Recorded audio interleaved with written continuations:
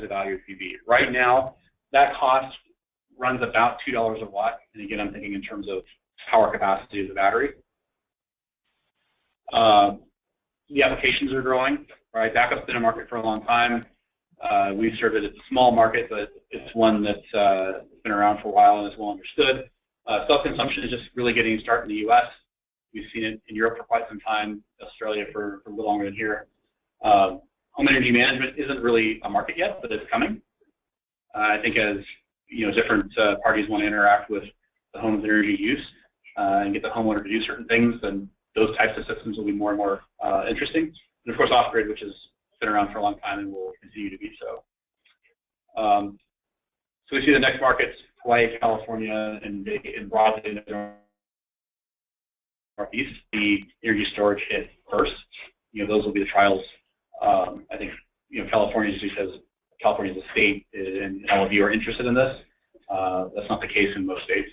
The Northeast is a little more out of necessity. Hawaii is a bit more out of necessity. So, all right, that's my presentation. So, any further questions? Otherwise, I'll let you get back to your regularly scheduled. Are you sticking around for a little while? I have an 11 o'clock appointment, so I can be here for like 10 minutes. But just gotta sure. Any questions? Anyway, you can distribute your presentation. I will send Paula a PDF of it once I get back to the office tomorrow, so she can send that out later. There is a. And it has your contact information. Yeah. Yeah. So there is a. I'll give you my card if you wanted to. Yeah, I do want to keep in touch with you. I think. There's a video of the presentation. You know that you it would be valuable. Yeah. Yeah. Well, I do want to get those numbers that you were spouting off. So. Well, there's a lot more that I haven't said. I've been having an interesting email conversation. Yeah, absolutely. Yeah, there is a video of the presentation I gave at our dealer conference a couple months ago down in San Diego.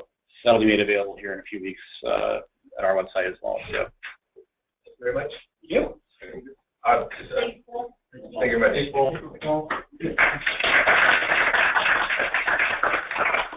So Pat made a comment that we'd like to watch this all day, and that's the whole idea, to get everybody start thinking about this. You mentioned California as one of the next big markets. It's going to come to us.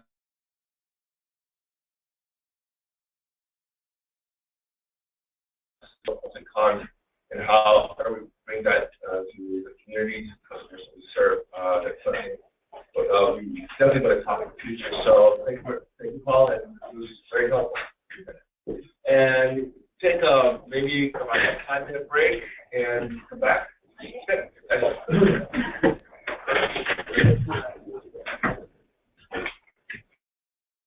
So like I said, guys, for those who got here late, the restrooms are just out that door, and it's look to the right, the ladies first, guys second. It always should be that way. Look out for the ladies first. Whoa. Chivalry. Yeah.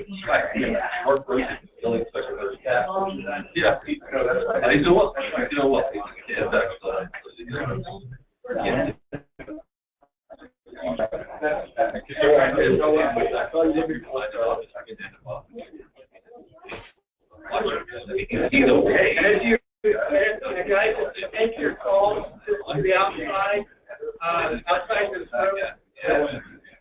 If I may, if you guys take your calls out to the outside, just be respectful of where people's offices are, so that they don't have to. They're not hearing you, and you're not hearing them.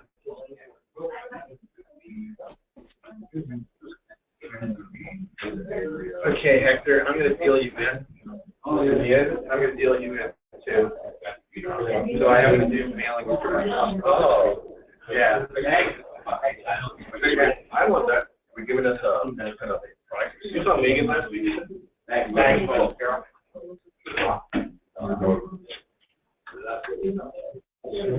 I don't know. This is a guess by better judgment.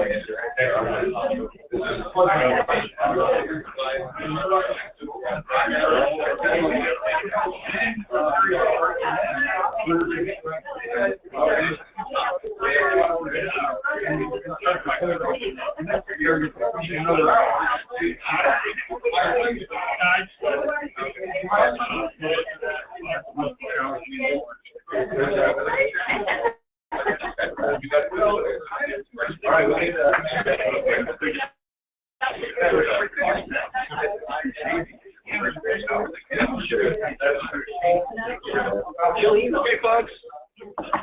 Hello, I get started again.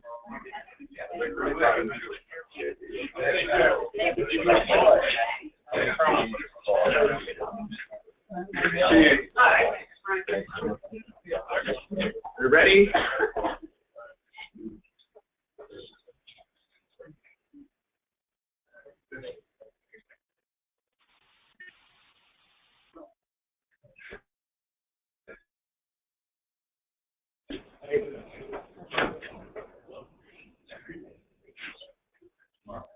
Okay, there was a few folks that joined us a little late. If they can introduce themselves.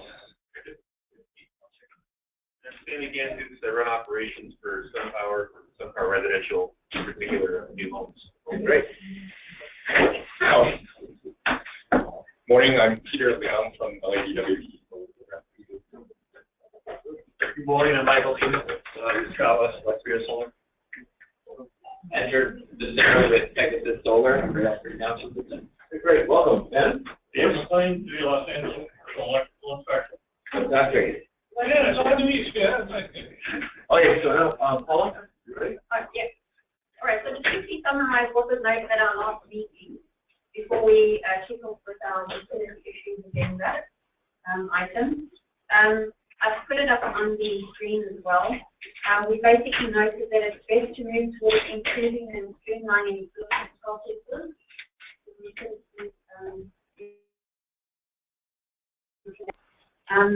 We also noted that residential interconnection processes and procedures vary from utility to utility. In addition to this, it was noted that often the process involves jurisdictions too from the permitting side, and even the jurisdiction processes and procedures vary. What we can see about the discussion is the biggest issue is trying to understand what the process is. It was agreed that aiming towards the writing up of the best practice, it was agreed that aiming towards the writing up of a best practice checklist based on what can work would help both sides, installers and utilities. And then we also agreed that at our March meeting we would hear from both sides as to what is currently working and what is currently not working, so we can identify and understand the problems and work towards finding workable recommended practices. So we have SEAC and D here, we have SCE, we have LADWP, and zone cities, and all of those folks are going to be getting us and talking about their processes and their pain points so that we can understand. And then just to mention as well that the aim after this meeting is for everyone. I believe that I did send out invites to the Google Docs to everyone to start collaborating so we can conclude the issue statements and the recommended practices. So thank you. And who from the utilities would like to go first?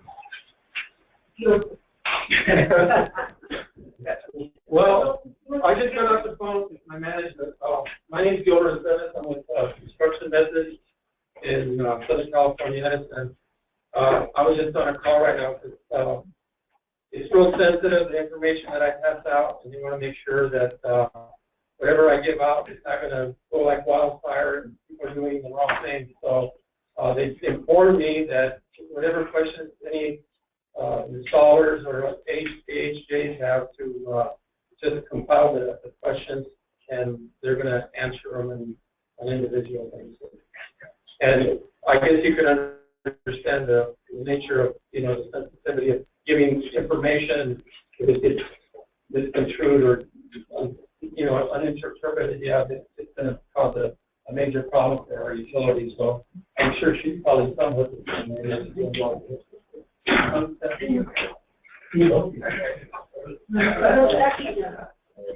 the only one. No, I'm not sure if they're. So I'm Tiffany Maycomer from Standard Gas and Electric, and I'm in our service standards section. And I guess I wasn't here at the last meeting, but I know that it was kind of over the processes and what works and what doesn't work.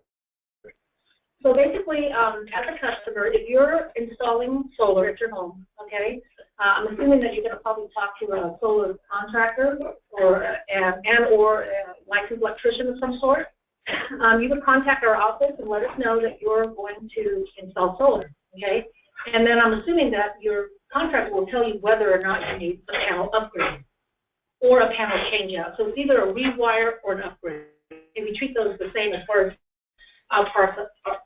our processes are concerned. So what we generally do is when a panel is in the field, the existing condition, okay, if you don't touch the panel and if it's not a installation that's currently to standards, we don't really ask you to bring it up to today's standards unless you rewire or upgrade that panel.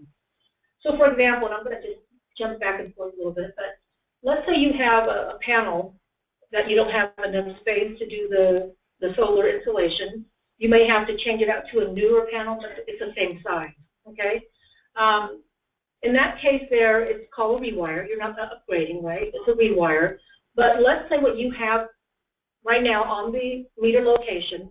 It's in an area where you actually no longer, gave us access. Let's say you install an air conditioning unit in front of that panel, or let's say you've added a big boulder thing in front of the panel because you don't want to look at it. So if you do a rewire or an upgrade, we will require that you relocate that panel somewhere else or make the situation accessible to our service people. Okay? So that's, if you don't have to touch it in any way, you put solar, and it's not to today's standards, we leave it be. We call it an existing non-conforming installation. All right? Because a lot of people will say, but I'm not doing anything. I'm changing like for like.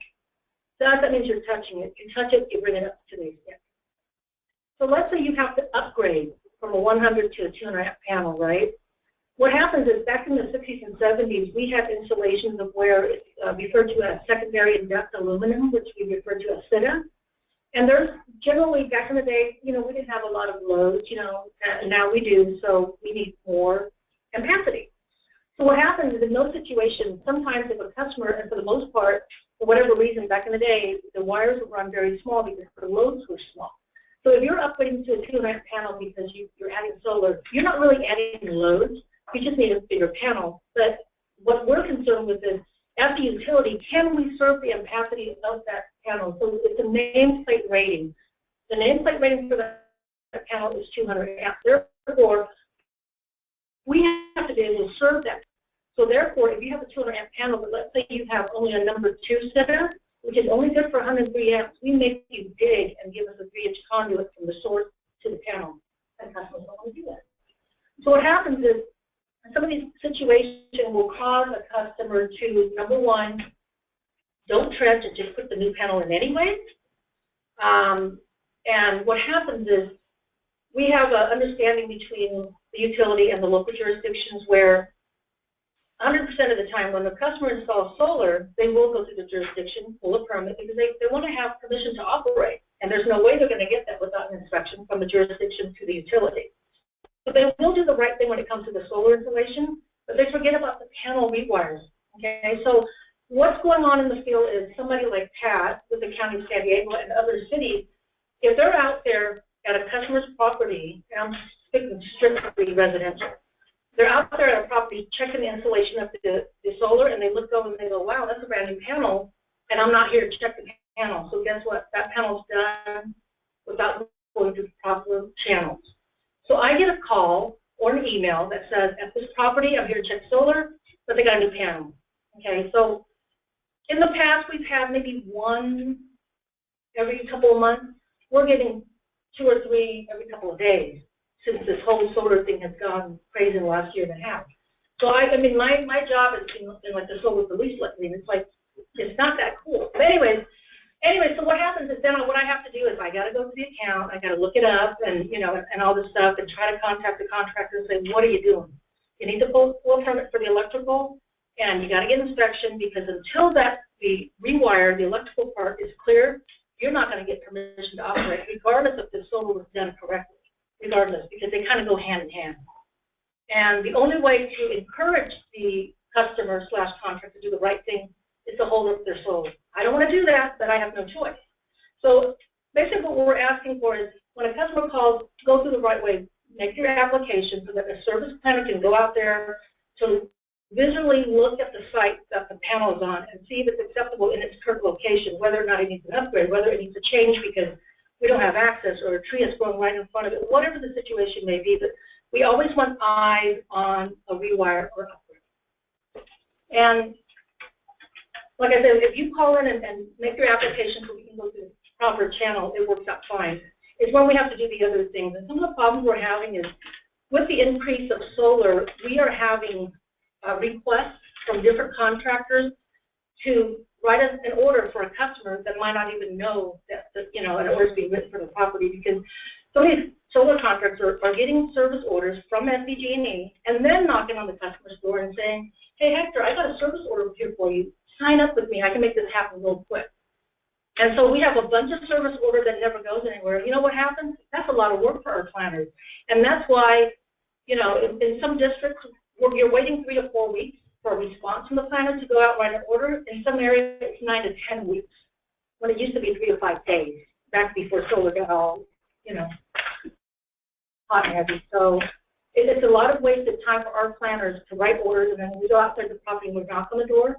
The customers are upset. They go, I didn't sign up for any solar. And so that's a waste of our time to drive to the premise and back if we can't reach them on the phone to say we're coming. And we always try to call first before we come, but it doesn't always happen. So that's some of the concerns we have as far as some of the contractors doing that. The other problem we're always also having is once you get a service order from our planners, then you can make an appointment for a disconnect, reconnect, meaning we go out in the morning, we disconnect your service while you change out the panel, do what you need to do. You get an inspection from the jurisdiction, and we come back out and reconnect you. But what happened is, once again, due to the lead time, a lot of the contractors will do their own disconnection, do their panel change, do their own reconnection, without inspection, without our service order. And so what will happen is, once you have the service order, you can call and make an appointment for disconnect, reconnect, and those are about 3 to 4 weeks out. So what will happen is, a lot of times the contractor will get an order, they call right away and make an appointment. So let's say we're 3 weeks out for April 10th. So April 10th, we go out there, and then the customer says, oh, sorry, I'm not ready yet. A wasted trip. Or we go out there and, oh, we can't disconnect it. Their new panel's already there. You know, that kind of thing. So it happens more often than not, unfortunately. And it's 99% of customers having solar installed. So, you know, it's just the increase in the workload plus all the shenanigans. It's just gone crazy. You mentioned this disconnect, reconnect notice or the request, I guess. You say many times the customer is unaware of that because it's just part of the sales process that some companies are using. So how often do you Unfortunately, I'm not in that department, and they don't keep track. So it's hard for me to give you, like, you know, 5% or whatnot. But in one district I talked to, she is saying that there's about, you know, I don't know, maybe 1 out of every 12, 13 times we show up that we can't do the disconnect because they're not ready for us or they've already done it. So it's maybe 10% of what's happening. Yes, yes. And it's not all districts, because unfortunately we have 6 different districts, and they kind of have their own timeline, and they don't do anything the same. So it's kind of like the rest. We don't do anything the same. Tiffany, just a comment that kind of goes along with Jeff's comment also. We're seeing that too on the permit end. Probably 10 or so a week. A contractor B comes in to pull a PV permit for a residential customer. There's already a permit or 2 in place that the customer wasn't aware of. And they have to give us a letter that says, oh, I don't want customer or, you know, PV contractor A and C to do this, I want PV contractor B to do it. Are the legalities in California for pulling a permit without that being sanctioned by the homeowner? You know, I'd just like to add that, you know, our management kind of bends over backwards for the solar on permits, and we do, you know, no fee permits for residential household, no fee whatsoever. But things like that, that's getting real common, and it's killing us. And you know, you know, what's the answer? We probably get more than you guys do because so there's no legal repercussions for doing that. That's clearly. correct.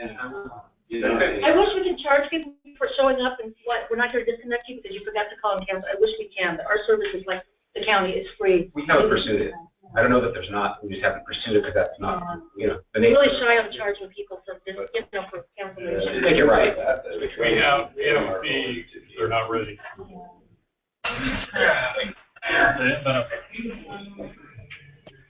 Yeah. It's really, I mean, so it's really interesting. Did you guys get closer to the gray oak and yeah. Yeah. Okay. So I mean, I think that if we work together and just, you know, only request orders that are, you know, bona fide, that you can authorize by the customer of record to do, I think it really would cut down a lot of work that's for nothing. It goes nowhere because, you know, like I said, some companies will go out there and have a ton of service order hoping to land one of those customers. That's just not right. But, you know, we just don't have a way of weeding that out. I don't know the polite request folks is the best way to weed it out.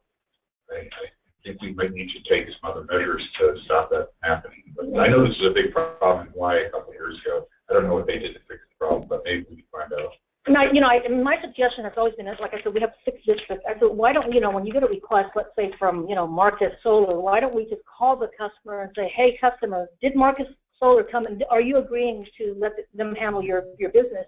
If the answer is yes, then yes, go write an order. If not, don't. I don't know why they wouldn't do that. It's a phone call. I guess apparently there's a lot of requests, but I think that would save time. But I can only give suggestions. I can't make the districts do what they do. So we have the same issue. We have 30-some districts also, so it's a lot larger territory, but we still have the same type of problems. So it goes hand in hand. Yeah. So when someone unfortunately, what will happen is, let's go back to the customer that assumes the meter location, or they do the upgrade without the proper channels, and their solar is installed and it's ready to go. Now I'm holding them up. Now they got to wait 10 weeks for a service order, and for the planner to go out there to see if the location's okay and if all is good. So now I'm the bad guy for holding up their solar, but it's because they didn't go through the right process in the first place. So the fingers it's being pointed at us again. So that's just how it is. Utility. So at LADWP, we had a similar issue to begin with because of the lead time it takes to get someone out there to look and do a meter spot. There were contractors who would apply for the permit ahead of time, even when they end up not needing it. But if the contractor does not follow up with closing that permit, by requirement, LADWP has to wait for a release from LA Building and Safety. So that would basically hold up a customer's solar project from being turned on until we sort it out and close out a request for the panel. Peter, is this your? Oh yes. So last meeting, everyone requested to see basically how our status or how our process is for interconnecting a solar system. So this is a flow chart for smaller residential systems. It's probably cut off at less than 30 kW. So LADWP, our previous process for interconnecting solar is that you have to apply for a rebate. So before you can even talk to anyone internally, you have to put in a rebate application. So beginning in December, we split up our incentive and interconnection process to what you see here, and introduce a fast track process, which allows our electric service rep, in lieu of going out onto a customer's site, they can review pictures of the panel and basically your meter location to make sure there's adequate clearance. And then from there, they'll give you a preliminary approval to proceed with your solar project. And we have that too. We have fast track add-on. Yeah. And right now, our 5 business days, we do it in 2. For projects that's going through the standard process, that's usually if you need a meter spot or if you're upgrading your panel, then it takes about 10 days right now for our electric service rep to come out on site. After all of that, the customer builds their system, gets a permit final, and usually with the permit, we get an auto communication from LADBS, and we'll usually issue the field order to interconnect that system and have a net meter installed. Is there any questions on that so far? Is any requirement regarding reduce the size of the main? So if I have 200 and reduce it to 150, are you still asking for Building and Safety to notify you guys, or no? You're good to go? Yes, they still have to apply for a permit for the rate. Oh, for dealer, they have to pull permits? Yeah, and retention, they got to do. Right, the fast track solar process gets us, it's not for permission to operate, or for? It's for the fast track process. It is to get a PTO. Just before getting the final permit. The PTO comes after the final permit. So usually for LADWP, we not every customer has a meter capable of net metering, so we have to go out and install that. And the same day we install the meter, the PTO is issued. The fast track then gets you.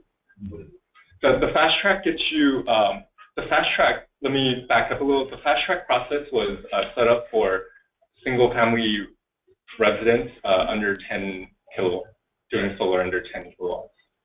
You're getting PTO. The way I heard it was during system. Then after.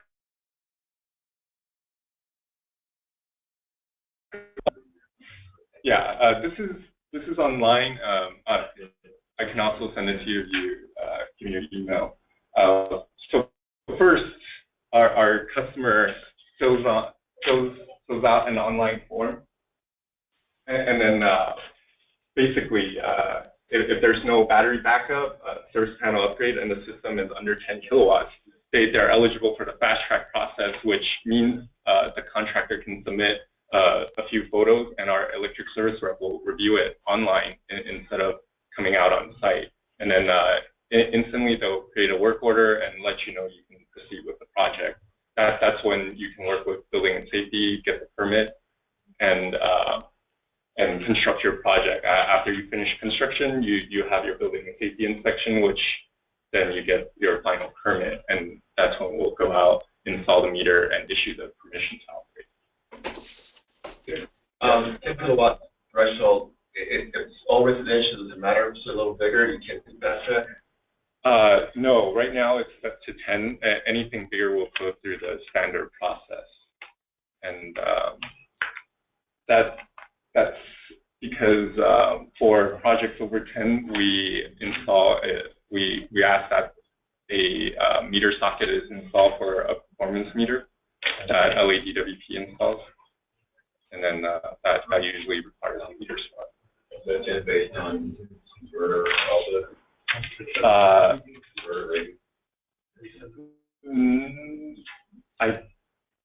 No, I think it's based on the CAC rating. Because I know, yeah, I know some of our field guys, they look at the CAC instead of the inverter rating. Our process based on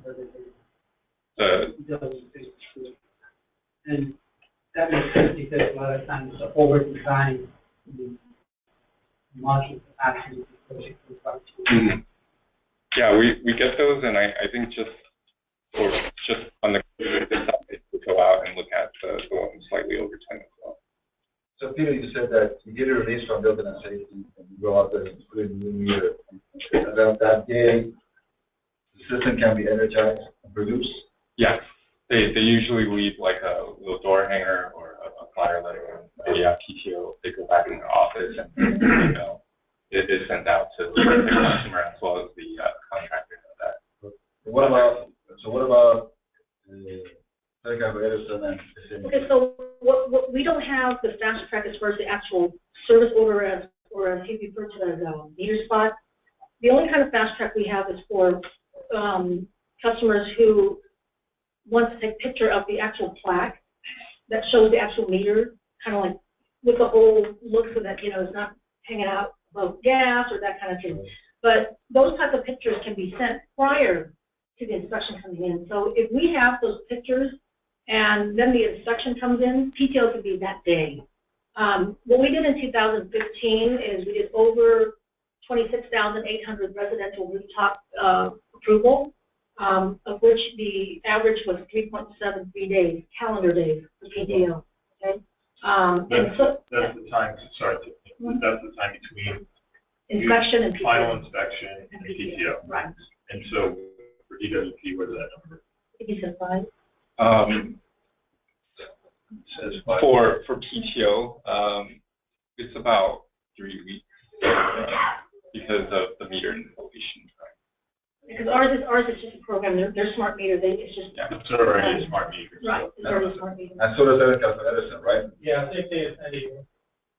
But I know when I was doing my house, I had to wait for a sticker, yellow sticker, coming from you guys before I could energize my system. Is that still the case? Yeah, that's still the case. Okay. Can we do anything about, because that took about 3 weeks, almost 2.5 weeks. Is there anything that can be done to reduce that?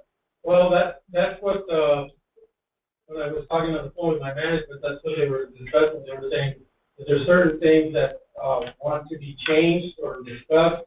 We can have like we can either have a conference call with the individual asking the question, or I can see if I can maybe have him come to our next meeting, and he can work with whoever it is that has the questions, and we can just have a discussion.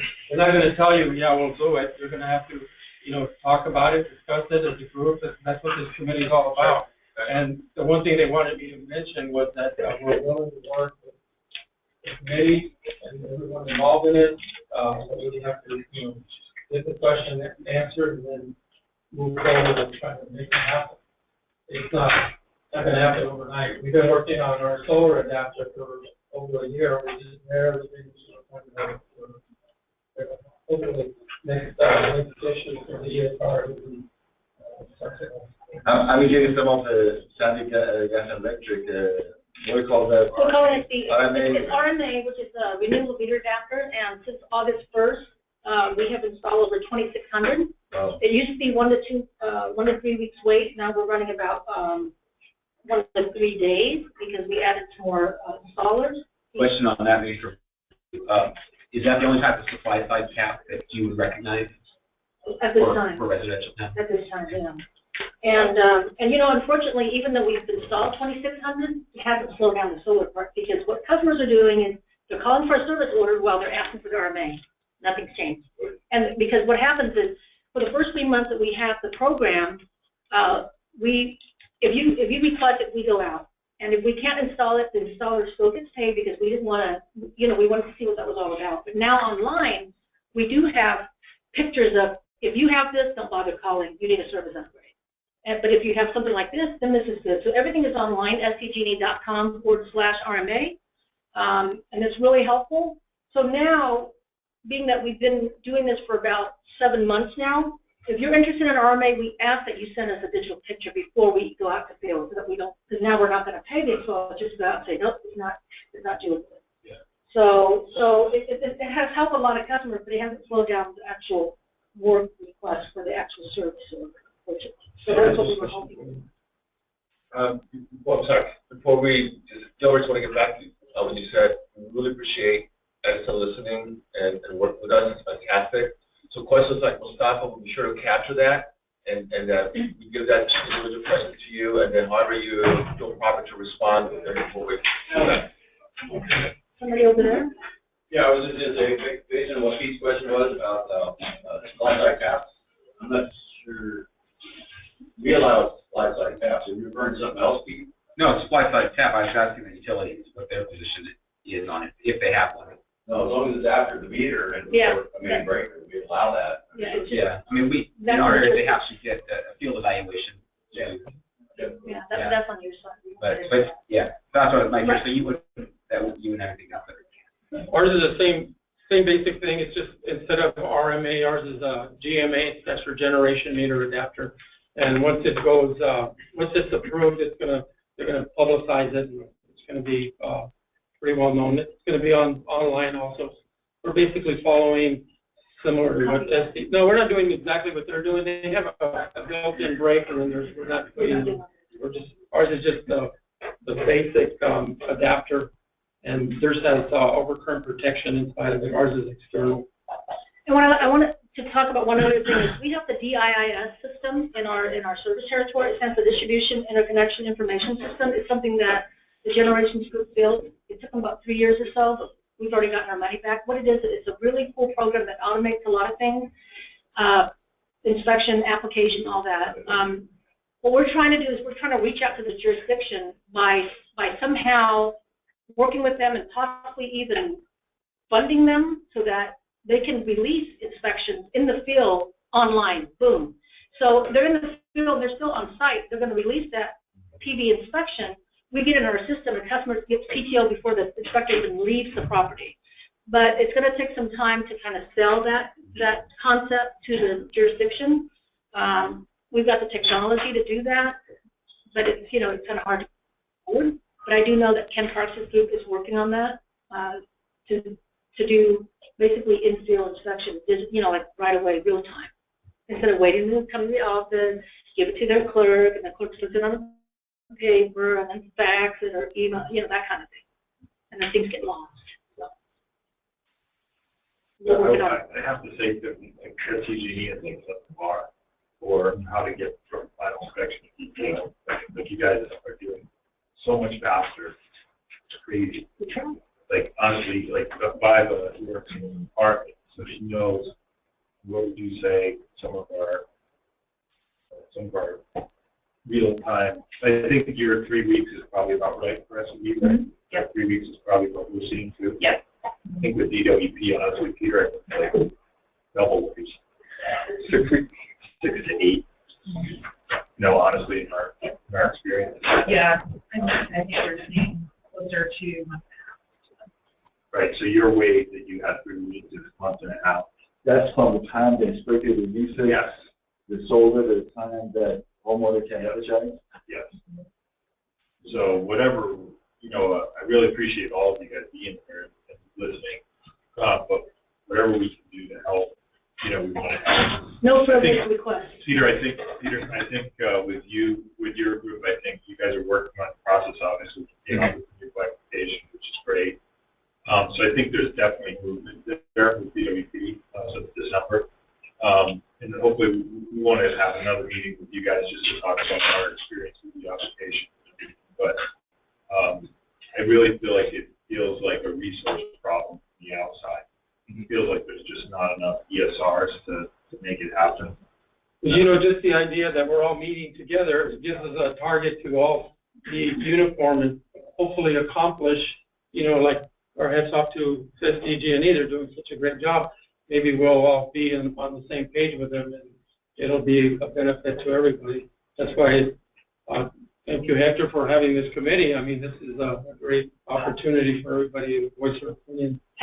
Yeah, as far as meter upgrades go, I think the jurisdictions, if we could get together and decide on what really warrants an upgrade. The code is kind of complex, and what really warrants an upgrade and what tolerances you can have.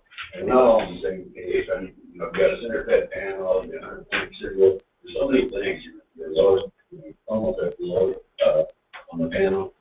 And I think there's some steps we can take in order to reduce the number of upgrades that we get. Sure. It would be nice if we could do it unanimously where jurisdiction. So, unfortunately, in 2017 electric code, the center fed panel issue has been more clarified. yeah. And hopefully, we would like to see jurisdictions, ideally here in California, adopt that clarified language before this gets into the California electric code, which is still 3 years down the road. Which is why I always advocate moving California to its most current electric code to benefit the solar industry. Yeah.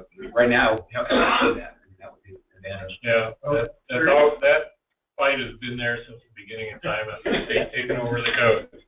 And the only way it's going to change is if somebody can get to the building commission with their lobbyists and stuff and provide. If you maybe 2188, you can do that. Well, there is a way to do in a certain respects. I mean, if you look at the 2013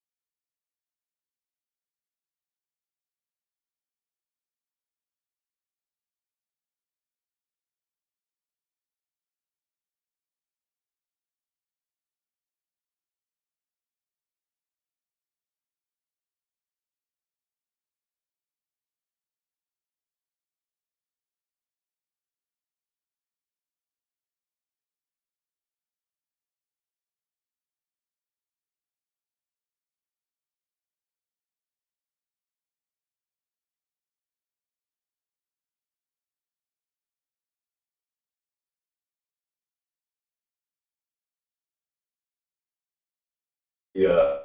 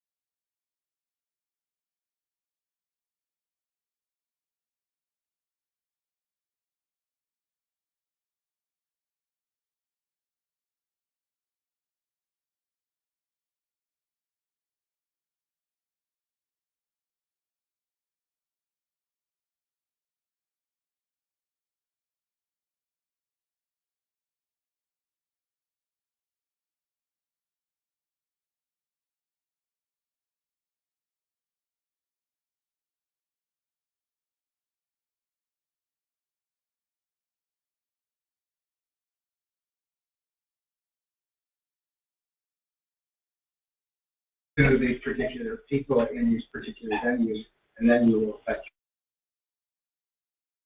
change. And the NFPA would be very interested in Therefore,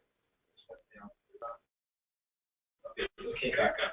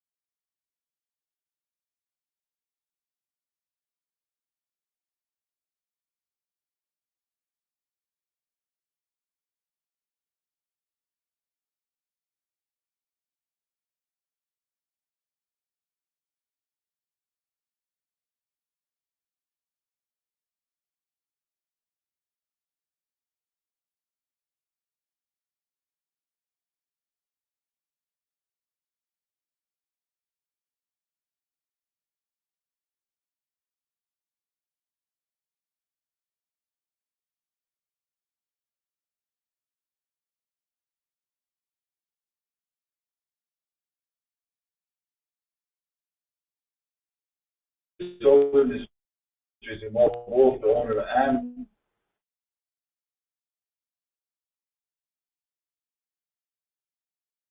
the document. You just find out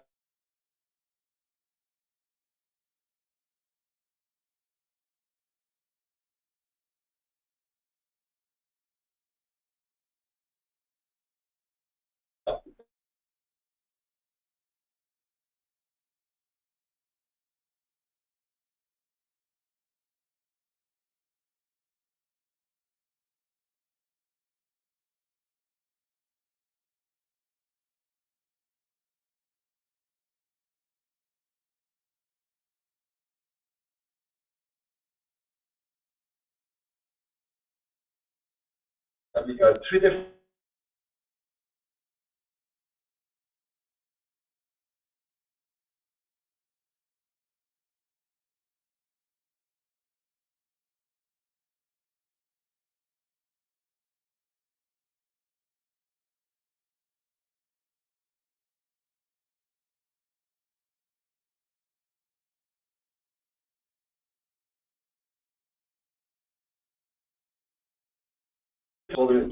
and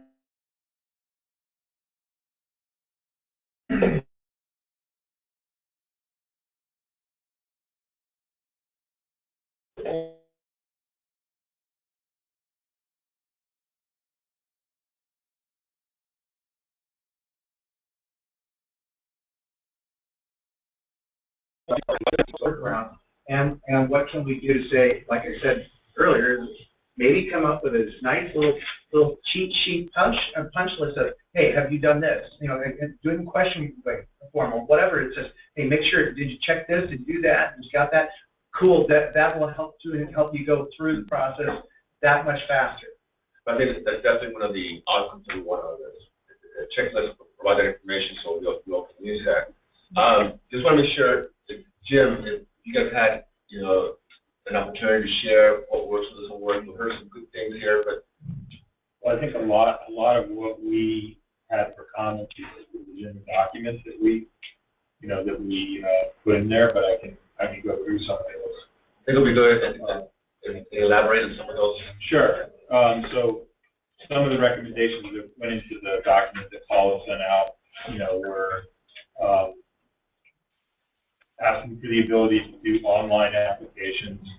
Not all utilities have online applications yet, but having online applications is definitely helpful and speeds things up. Just like DWP just did, like Peter said, they now allow review of photos as part of that online application, which is great. It does avoid sometimes the utility having it come out. I would say, and Viva can maybe espouse on this, but digital signatures, allowing digital signatures. I realize what we just heard up there, but the rest of the world is using digital signatures pretty heavily.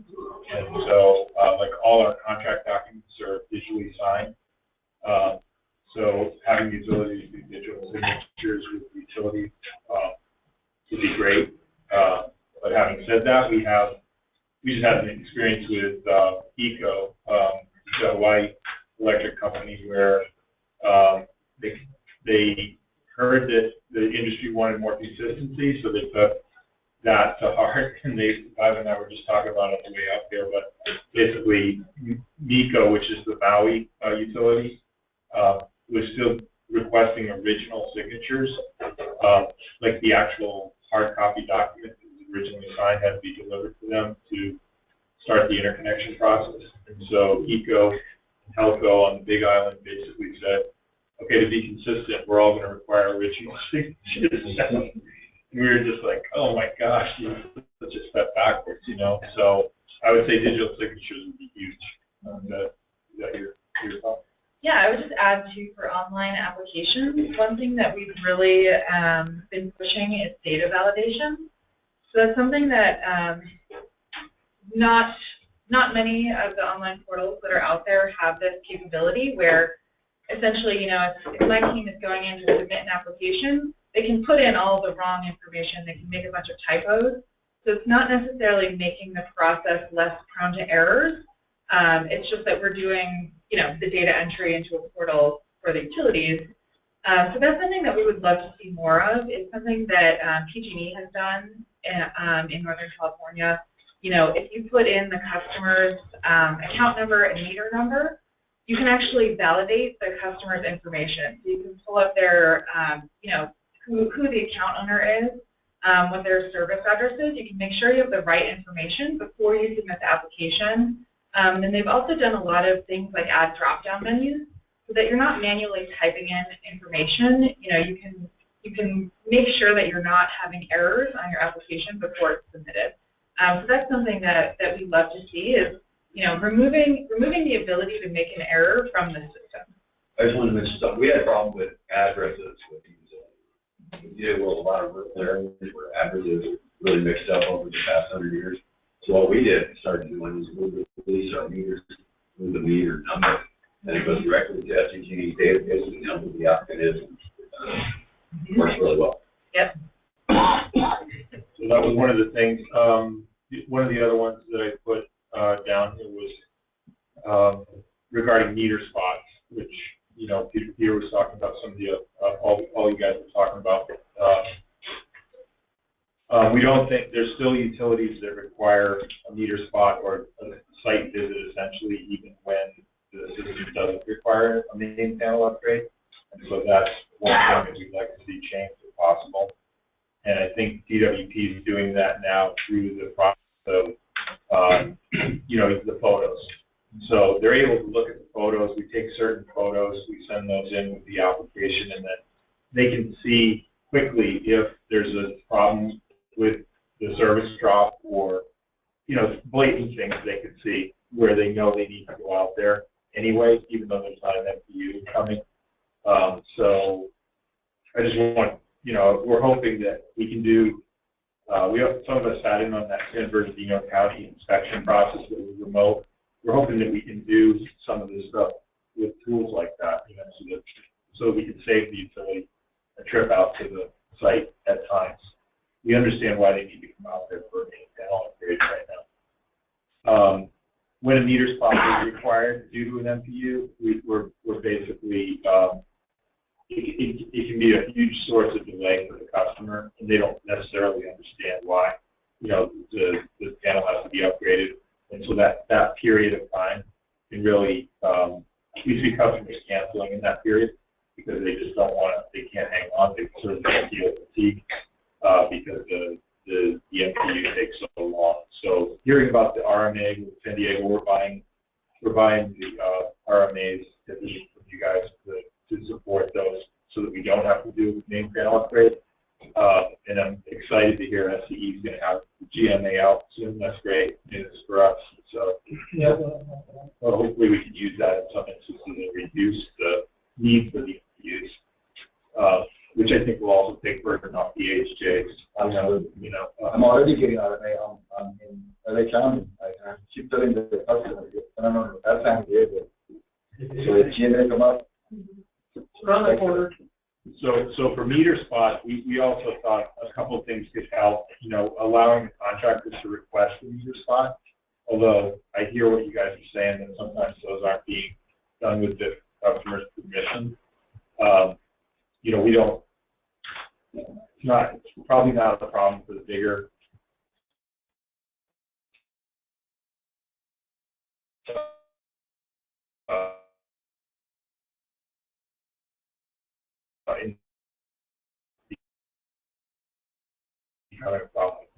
other installers.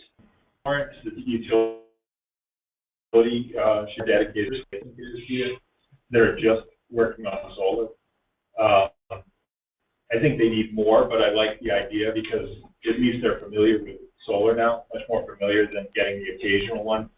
So they have tons of ESRs across their territory, but not all those ESRs were versed in solar, and so having some dedicated people where you can always go to that person and they can handle it has helped. I think it's helped. I just think maybe there's the need for more of them. allowing one of the things that was happening was, I think this might have been more specific to DWP, but the meter spot information, and maybe as you can hear, the meter spot information wasn't being sent to the contractor, so it was being sent to the homeowner because of the rules at the utility, and and then just retrieving that information from the homeowner was taking time, you know.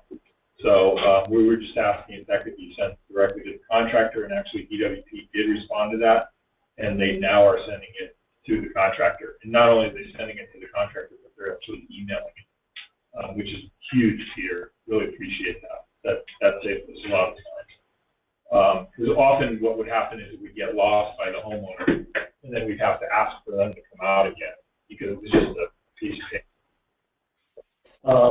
And then I put in virtual inspections, which we just talked about.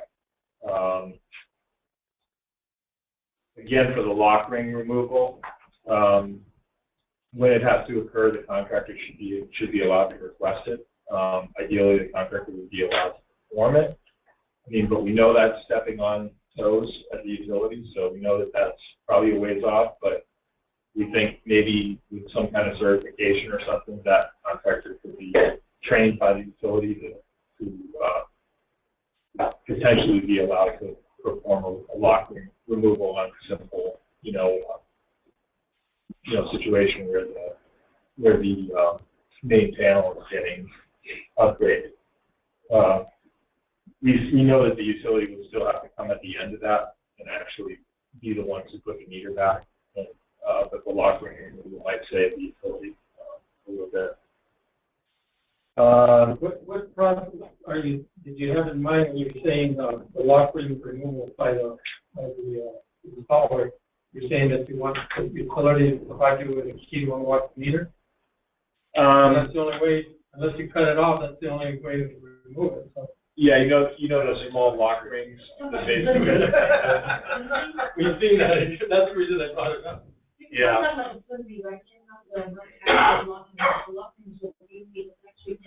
Yeah, no, we're talking about the points. Yeah. Is that what you call it? We do have a process in place that when the contractor calls and says they want to be removed, we do take the order, and they are able to remove it. If you're absolutely right, we have to come back out after you've done what you described you've done. So we can right. But that way it's one trip for you guys, right? Instead of two. Okay. That would benefit you for a main breaker size change, not a panel change out because you still have energized service conductors. Right. I got a question, Jim, and maybe you're the guy that answers since you deal with a lot of utilities. Are any of them looking at RMAs that will be allowed to install by the contractor? Anybody aware of that?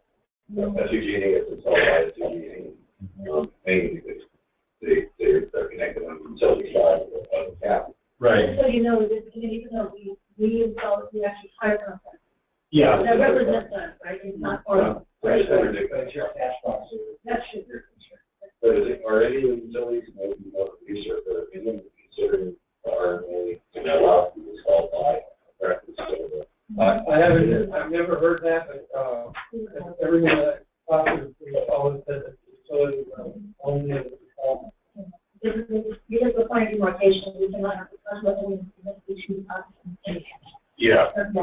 And I haven't heard of many places where this connector device, which is what is customized for San Diego Gas Electric, they refer to it as an RMA, but that device, to my knowledge, outside of San Diego, one other place for been endorsed by the utility company there. It was actually proposed by the industry about 8 years ago, and it turned down because they asked the utility who didn't agree with it. Yeah. And so besides San Diego and Green Mountain Power and Vermont, I'm not aware of any utilities that endorse the connector at this stage. Well, not for solar like this, but like when we started doing EVs, we had what we call dual meter adapters, which basically fit into. It was basically a Marwell adapter that fit into the thing on a clock, right? So it had 4 different part numbers. But it was too heavy. But it wasn't surviving, I guess, because of the weight of it. So it was actually causing problems with the meter socket, the original meter socket. And I think that's why SCE went away from eventually, and I think that's why. They were probably unlisted too. The RMAs at SEG, they're listed. No, it was listed. They were listed? Yeah, but it just didn't survive the test of time, I think. And so I think all the ones that SCE did, they swapped out for these real slick, main panel upgrades that have the separate side to it now. So, yeah, we'd love to see more of those. We'd love to see more of the RMAs with other utilities. We're kind of hoping that somebody will piggyback off somebody, and maybe. We're trying to make it available. I know, it's hard. Yeah, it's hard. Okay. So the issue is that I call in, I want the service upgrade. I call it, I'm a contractor, I call the utility, he has to come out, cut the ring, remove the meter, I do service upgrade, I call utility back out I call building and safety. That means I have to organize the timing. At the same time, the homeowner is about 4 to 6 hours of homeowner having no electricity. And if I organize that in one day, that house could be without electricity for that day or could be the next day could be gone. Is that? What we try to do is, we do about 4 to 5 per district, and the reason that is we start at 7, right? So we disconnect around 7, and between 7 and 10, we do about 6 of them. After 10, that's what's not going to happen. There's especially when I'm trying to do the work. And because it is a free service, we require, or I guess we request, that the inspections for the jurisdiction come in before 2, so we don't have to pay our guys overtime to do the work. And that's the problem is, if the electrician takes too long and the inspection is coming in 4, now we've got to pay guys overtime on a customer not paying. It puts pressure on the inspections. Yeah. Well, more often than not, they're not. Well, and I always schedule my inspections for panel upgrades for meter releases between 11 and 1. I mean, no matter where I'm in the city, I try to route my whole plan around. Those take priority because I don't want the customer going without power. And also, I'll get there sometimes at 10:30, 11 o'clock in the morning. Electrician's standing there waiting for me. I'll get there at 2, and I have contractors still working on it. Still, So I try to be fair to everybody. And Henkel's McCoy I work with all the time up from an ocean side. And those guys, will sit around and we'll stand there. But it's on the contractor. And that kind of brings up something in this document that really concerned me. And Steve Jones also was the recommendation on the letter E, the one that we were just kind of talking about. Yep. I have contractors that are very qualified electricians, do very clean work. Smith Electric is one company that comes to mind in particular. I also go out and I write up contractors that do really bad work. Don't know their codes, don't know what they're doing, they're ripping houses apart. If we're allowing contractors to go cut their meters, pull the meter, start throwing in a panel, and then reattach the meter, which is how I read it in your budget, that's no way that's going to happen. This needs to be taken off this document completely. I mean, it's ridiculous that not. My job is public safety. That's what I do. I'm there to ensure, I might have 99 contractors do a phenomenal job on their panel upgrade, and everything's great. But that one that does a horrible job, I'm not there to catch it. Is putting that house in everybody in that neighborhood in danger. Well, I think what we were aiming for there was basically that last sentence. This will remove 2 and 1 AHJ visit. I guess the intent wasn't to cut you guys off the loop. We know it needs to be inspected. Mm-hmm. I think the intent was, so maybe it is poorly written, but the intent was to basically allow the utility to come in later and basically inspect after the system was back up. Yeah, and I understand trying to remove the utility from having to come and pull the meter. But it's not just pulling the meter. They're also pulling their conductors off their panel. In that, now you're relying on a contractor, whether he's qualified or not. I mean, a lot of C10 contractors do a great job of hiring non-qualified electricians. Right. And now you're putting everybody at risk, including the unqualified electrician. I don't want him to get hurt. Right. You're putting him in a situation. So most companies might have in Solar City, you might have a great contractor they're using, but doesn't mean some other solar contractor hires his cousin to come do it, and now they're allowed to pull it off. And, that can't happen. I understand. Yeah, these are just recommendations. It's up to the AHJ to do what they're going to do. That's one thing. LA is going to do one thing. We're going to do what's safe for us. San Diego is going to do what's safe for them. County's going to do what's safe for them. These are just points that well, this probably helped along, but it's up to the AHG whether they will adopt them or go by them or whatever. We're all different. But also, I want to make sure that the committee is able to stand behind it. So I respect what you guys are saying. Right, and that's what I'm saying. Is I will. And like I said, we will never compromise on safety. Sure.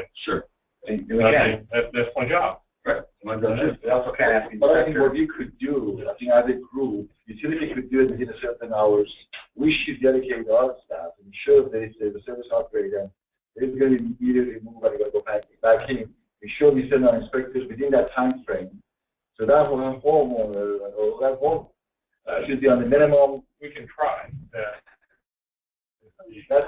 I think that's but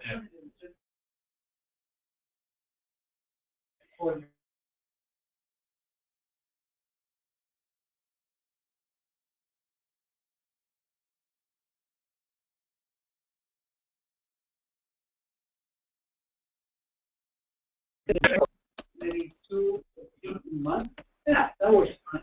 So when you have like 600 of these going on every month, no, it's going to be impossible. Yeah, and remember, we have to take care of everybody. Because if we don't try and take care of everybody and we just spend time on solar, and now we got the guys with the EVs want theirs, and the guys building the house up in the Palisades and stuff. So we have to balance whatever we do. Maybe it's a better way to do it, to find a better way of communicating between utilities, AHJs, and the installers so that they can coordinate this at different times each other so they can be in construction to the owner. Really in the middle of the thing. Rather than eliminate this or cut that. See what I'm getting? Coordinating the communication is the bottom line. Sure. To eliminate delay. So it benefits everyone rather than. And a lot of times when we get service upgrades, if the contractor knows what they're doing, they can put up the new service, keep the old one still heated up until everything's done. Do a cutover at their time once all the inspections are done. So put up the new service, get it all set. I can get it all ready, then get my inspection, get permission to cut it over. Sometimes flap the meter if need be for a short period of time. And have it done. well, I just wanted to let you guys know when I did mine and was with Edison, that's what that contractor and I did that day. Thank you. Otherwise, I would have to give up power that day. The whole day. And maybe the next. So, This is a really good exchange of what's possible or maybe not possible and what may work with AHA or not. And I want to go back to the utilities. There's a lot of recommendations that are being presented. And we want to make sure that if you guys can take a look at this and then see hey, what can be done. And take this back to your managers, and hopefully you say, hey, a lot of these can be done, and if not, if you can share with us why, so then we have a better understanding, or if it's going to take so much time to implement some of these. I know running a big shop, things take time, and it takes time to make changes. So really take a look at these recommendations. I think everybody got the invitation to edit and provide comments, so please spend some time doing that. And so what we ultimately publish works for us, okay? And that we're all comfortable. And we'll go through this consensus process, knowing that somebody may say, hey, I'm sorry, I really cannot agree on this item, but I'm not going to stop it. Go ahead and move forward because it provides benefits to the majority of folks. Anything else? I know there's other installers here, some power, Rengo, anybody add or? Okay. Well, there's really discussion about just the process. Really stress in the importance of maybe having all permit process information prepared with some of the permitting process on an HC website. So having corresponding information, utilities and the process of permitting, and then just to solidify Mark's concerns, he says that absolutely the inspection and your required panel of the HJ inspection. Very useful. that one. First day to shop for some contractors, last day when sold active or practically good. Immediately permanent is trying to everywhere that is available. So eliminate that confusion for homeowners. Why is this way? Answering the why is really important, so we all have a good understanding of what's going on and we understand what some of the challenges are. Yeah, I mean, I think all the points were covered here. I work on new homes mostly our main issue right now is just address not being consistent.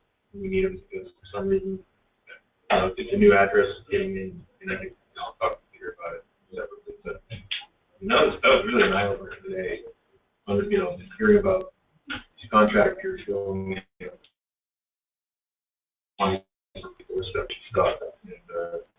And I think what's interesting is that solar and what we're trying to do here is we're putting power plants on people's roofs, right? I mean, my background is power plants, right? And I've been through the huge utility interconnections. I understand what that takes, but then you've got this little micro interconnection. But you have these contractors, electrical contractors that are used to just putting electrical systems in houses and get the power in the house and now you're done. But these same people are now coming back and putting solar on people's roofs, but they're not understanding they're actually putting a power plant on people's roofs. As much as they think it's electrical, it's like all the other electrical.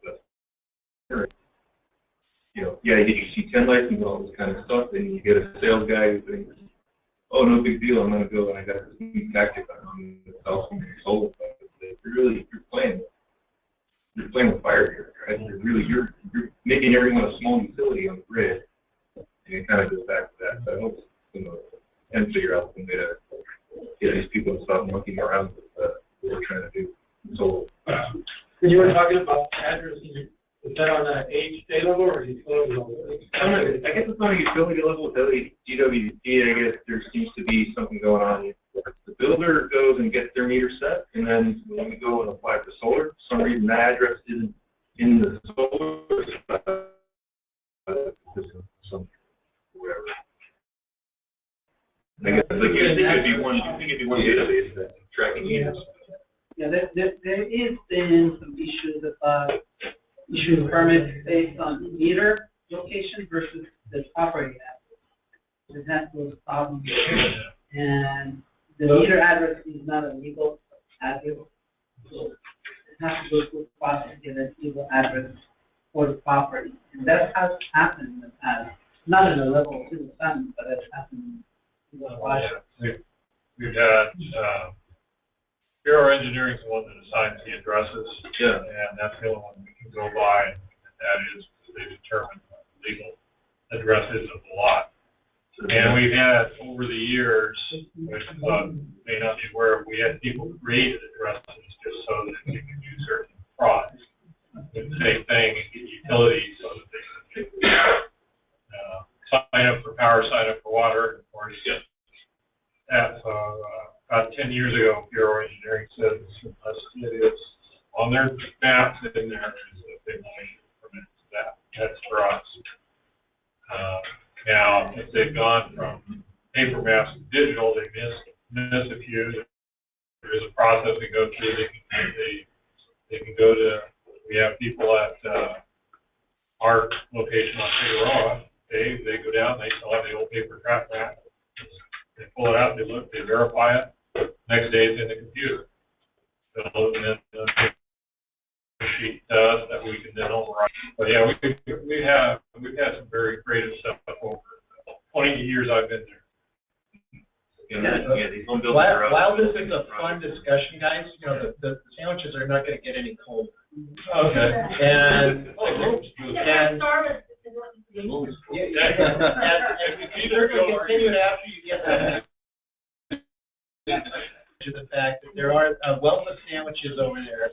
There are different types, and there is a Pat special in there that I heard about the vegetarian one. And there's a tuna sandwich roaming around somewhere in there for a while. So okay, so it's already gone. There's also a bunch of bags of chips, and I got some chips over there. I figured it's easiest just to throw on and play what you want. And there's also cookies there, so go for it. And I'm going to get out of the way before you run over me. All right.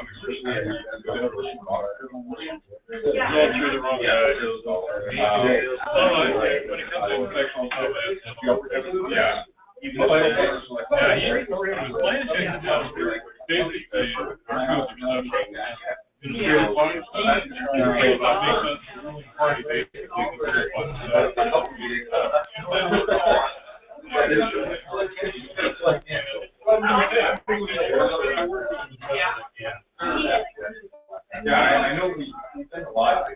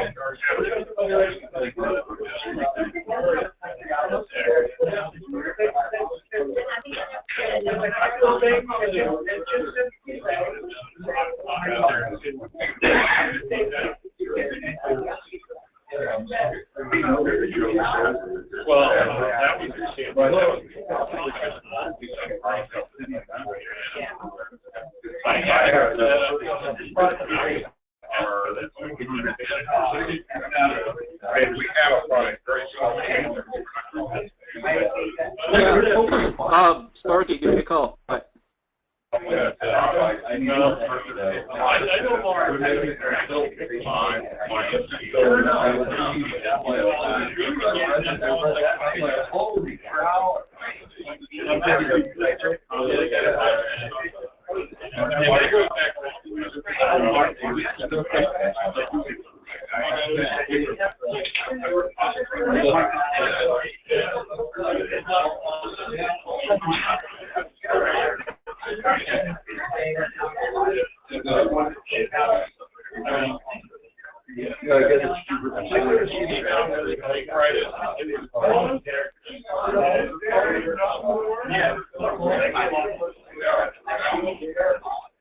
I mean, like the original.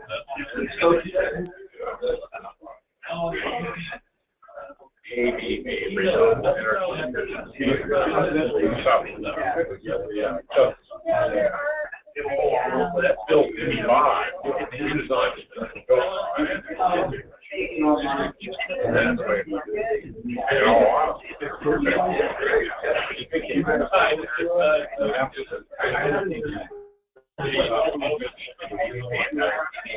right.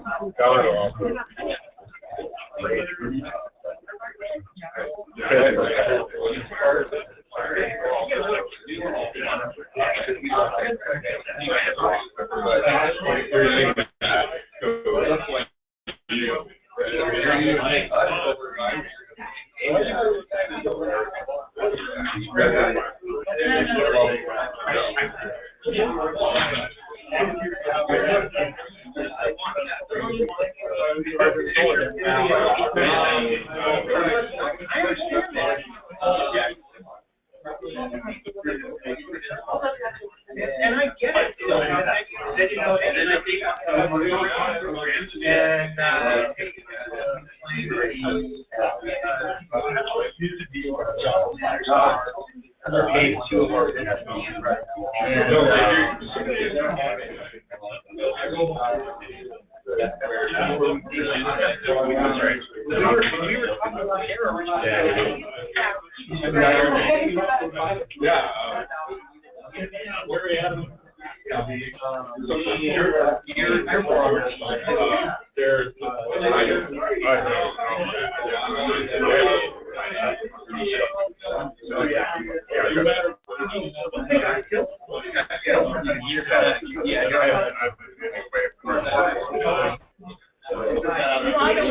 Is to the language in a trigger point or a trigger point.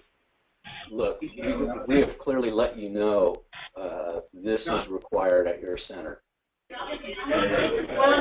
They're being put on notice. No different than a letter. Hey, guess what? The circumstances, our opinion and our direction to you is to do X, Y.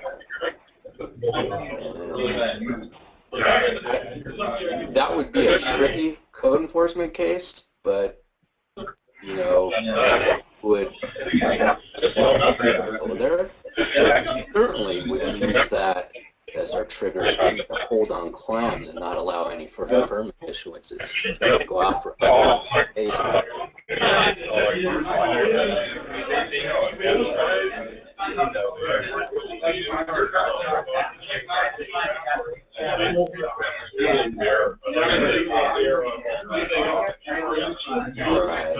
No, that would be that'd be a big mistake. That would suicide. We'd have a hard time justifying it. Yeah,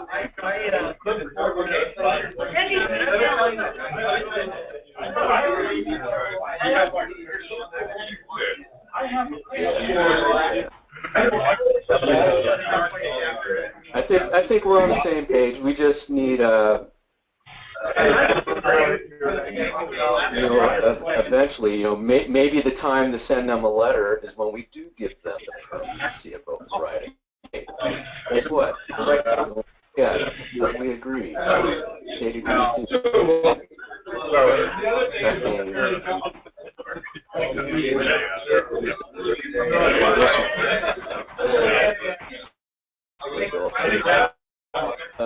Of permanency of O, but it's a condition of things that come in the future.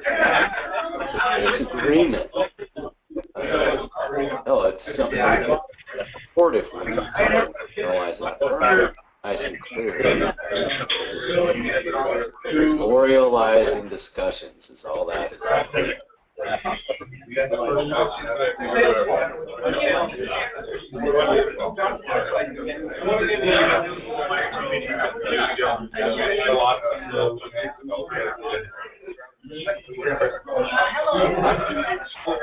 I've seen a CFO, permanent CFO,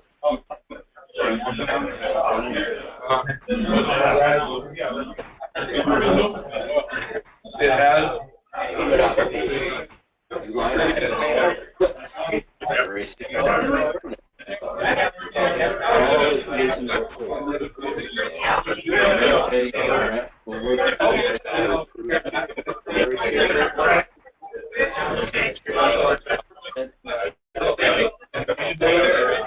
How long it's been for. How they're supposed to be. Whether we're referencing the same letter or not. You know, what you have to do during the temporary process. Final CO is what you need to do.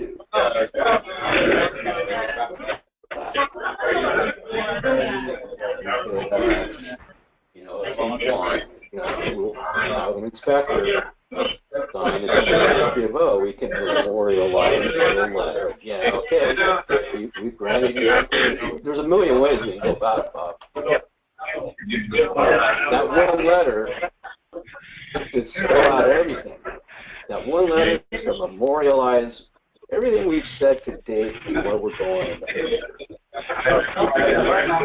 That's attachment 1. That's this letter.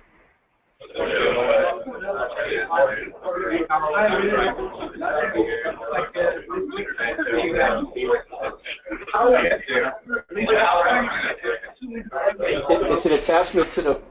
It's an attachment to the permit, is what it is. The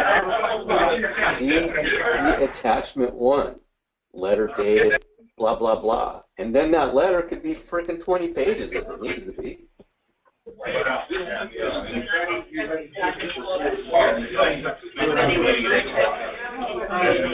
Okay. Got it. So, I'm sorry, I'm with you now. I totally get it. So when you prepare that letter with its own attachments, then what you have to do is you'll scan that whole daily crapola, and it'll be one attachment. That makes sense. And then the attachment A, it's going to have the letter and the letter with its own attachments in one single PDF.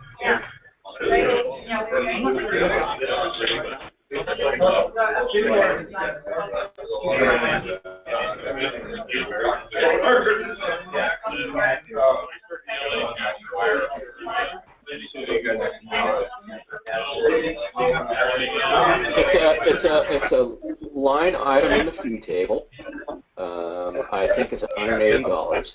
At that same time, we'll take in a line item for paying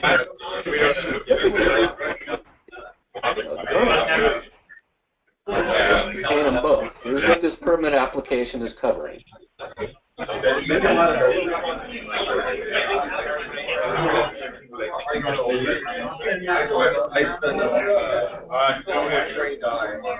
Yes.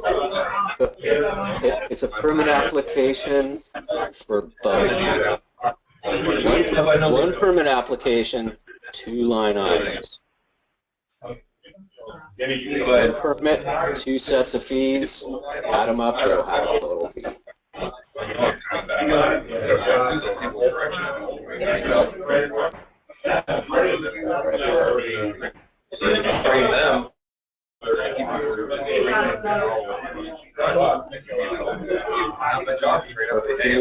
Don't hesitate to call. I can always just walk out again.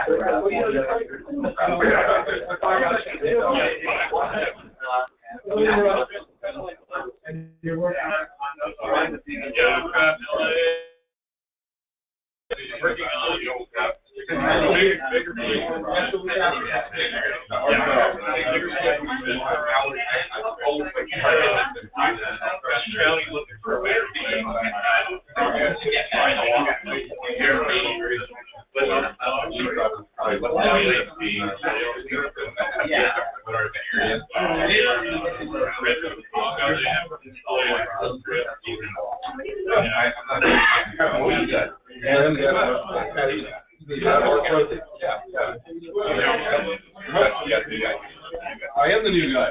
Yeah, I was the electrician.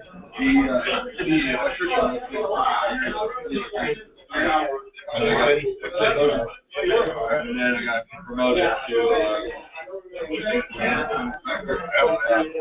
Rick Brown and Tom Lopez, my supervisor. Yeah, so it's great. Yeah, so absolutely, and I come from the background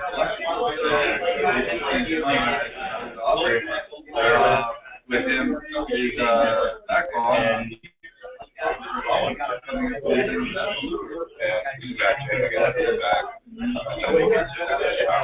No, he stands for every figure off and stuff here.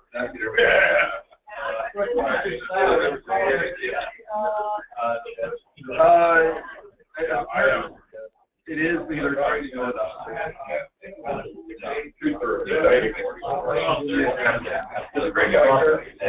yeah, he is. No, not that. No, he's able to work. He's able to shoot.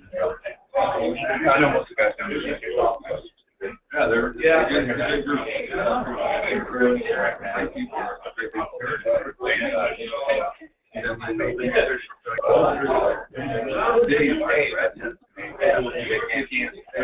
Our new colleague, great guy. The director and everything. Big time.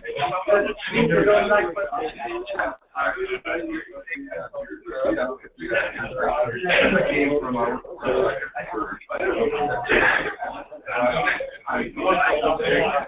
one of the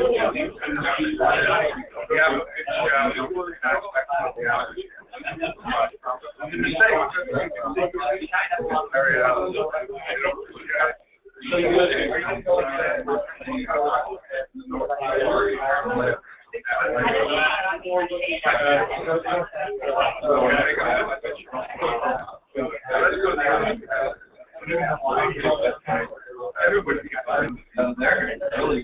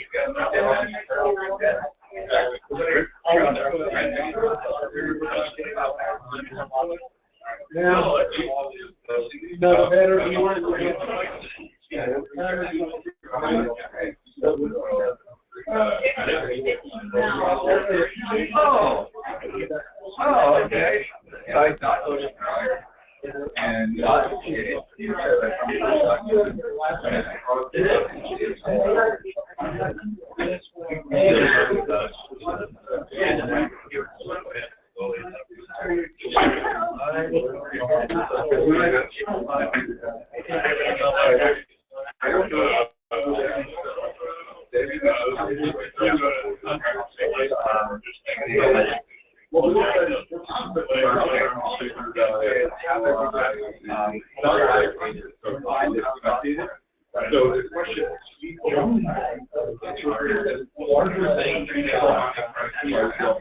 I know that I don't think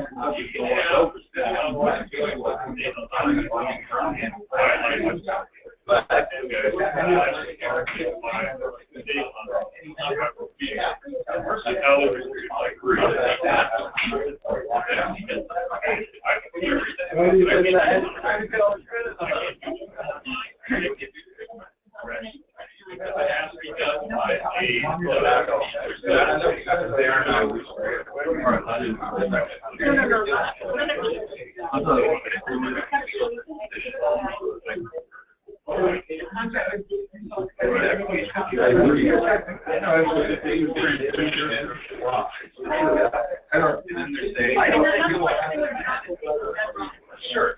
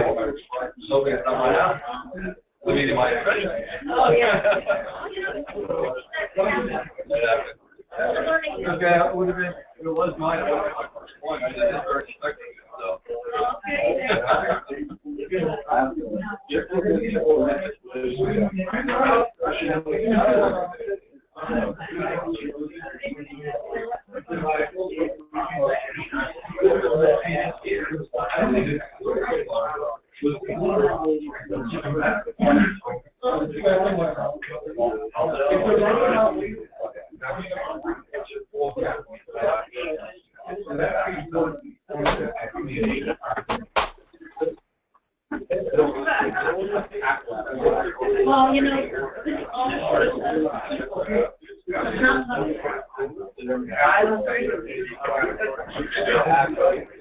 and I fully understand how we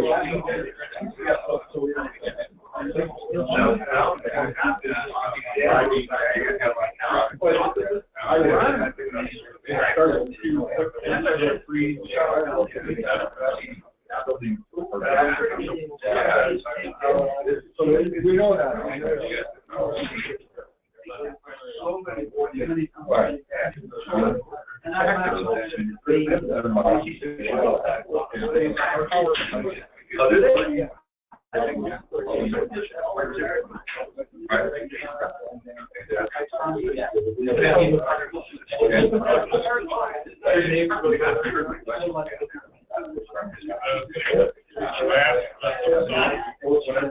IEI SoCal and NFPA, we get together every time we do code change. And I don't know if you're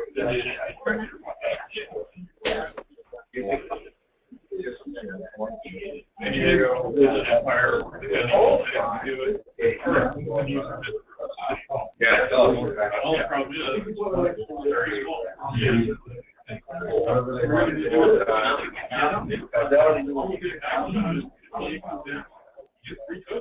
Ooh.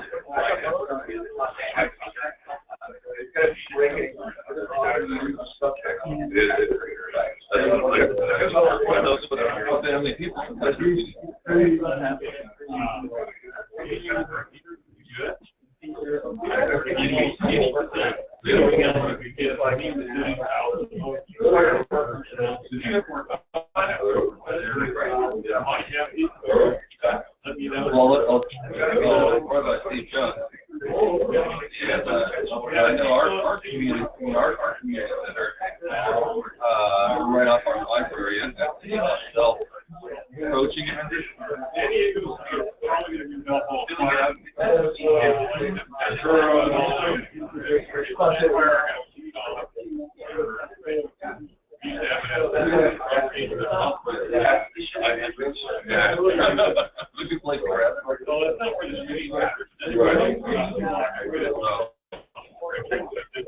Yeah, right. Yeah, see, about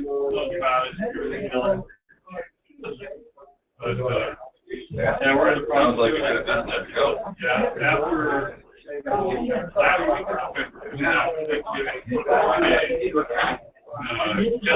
week, December 1st, San Diego's biggest conference. Try to look for them.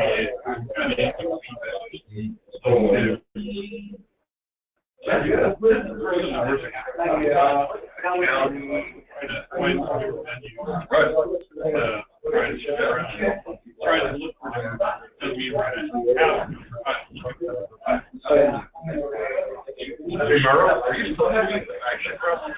Is the internet still going on? But a little bit that I saw that I was losing it here. I didn't know if I was losing it again. Yeah, I think we put on the guest network. We're not offline, so. Free code, oh yeah, free code book and 8 units.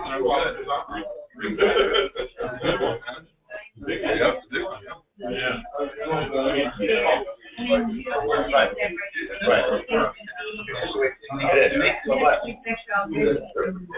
So I went, and they go over primarily the new code changes. Yeah, they go through the IEI code change program. They talk about it.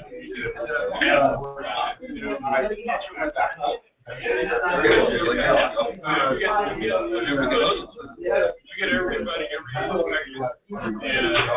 and the issue that gets out of the state.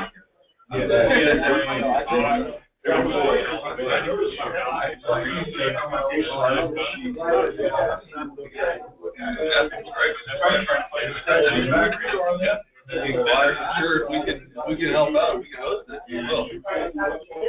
I think but I think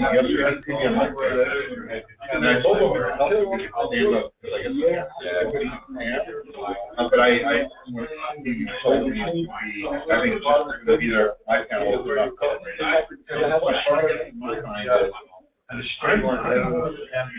Okay, folks, we're going to get started again. It's almost 1 o'clock. We've got a few more things. I'll get on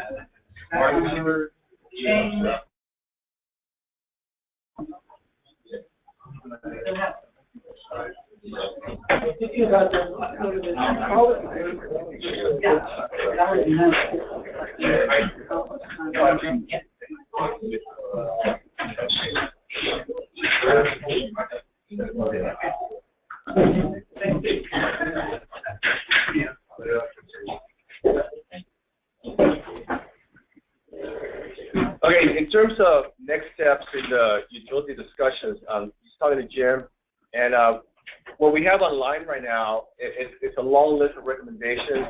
They're kind of hodgepodge and not well organized, but it's an extensive long list. There's already a lot of comments on that. Multiple topics, exactly, and they're kind of all over the place. And Jim, hopefully you can still do this. He's going to take a look at what we have and kind of break them down into separate subjects like near spots, panel upgrade, and organize those recommendations better. And then once we have that, then we'll let the group know, hey, we've got these open in different subject matters, and then we'll let you know when that happens, and then we'll give you access to your Gmail accounts to the Google Drive, so you can go in there and edit those very specific subjects. Well, right now they have access to little stuff. Okay. So what we'll do is we're going to take this offline for now, and then wait for Jim to give us the update with the different categories of subject matter, and then we'll let you know when you go back in there to edit. Does that make sense? Yeah, that's great. No problem. We'll tackle that. How long do you think this rough? The next week or so, we can split them out at least. Okay. You know, and propose how we organize them, yes. Okay. And then the utility can give us some feedback. Okay, so once you organize them, just let Paula and I know, so we can let everybody know that this is ready for editing and providing comments. Yeah, I'll come back to you guys first. Okay, well, good. And then I wanted to ask everybody being able to access their email in the Google Drive.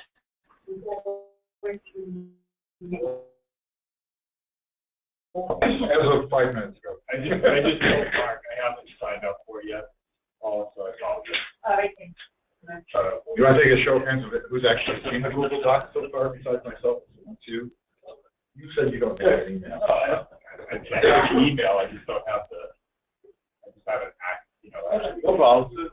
So let me just that those of us who never check our Gmail, we are still sending us for everything. We'll be sending us an email saying, go check your Gmail account. Face off the email.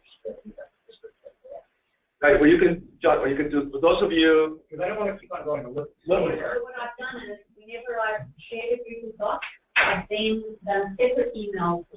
Everybody work email, I just wanted to reiterate that. There's a way, if you first go to the Gmail account and you go into settings, there's a forwarding function, I forgot what it's called, and you just put in your work email, whatever email you have. So if anything goes to your Gmail account, it'll get forwarded to your work account, and it's just a regular work email. Then you click on the link in your work email, and it takes you directly to your Gmail account. So there's an easy way to get around that. All right, so any questions, comments on utilities discussions, anything else at this time? With the utility group, like I you said, conference or discussion. Well, when we wait until we get back, yeah, it's all in different subjects and categories, and then we need to dig in a little deeper. That'll be really good.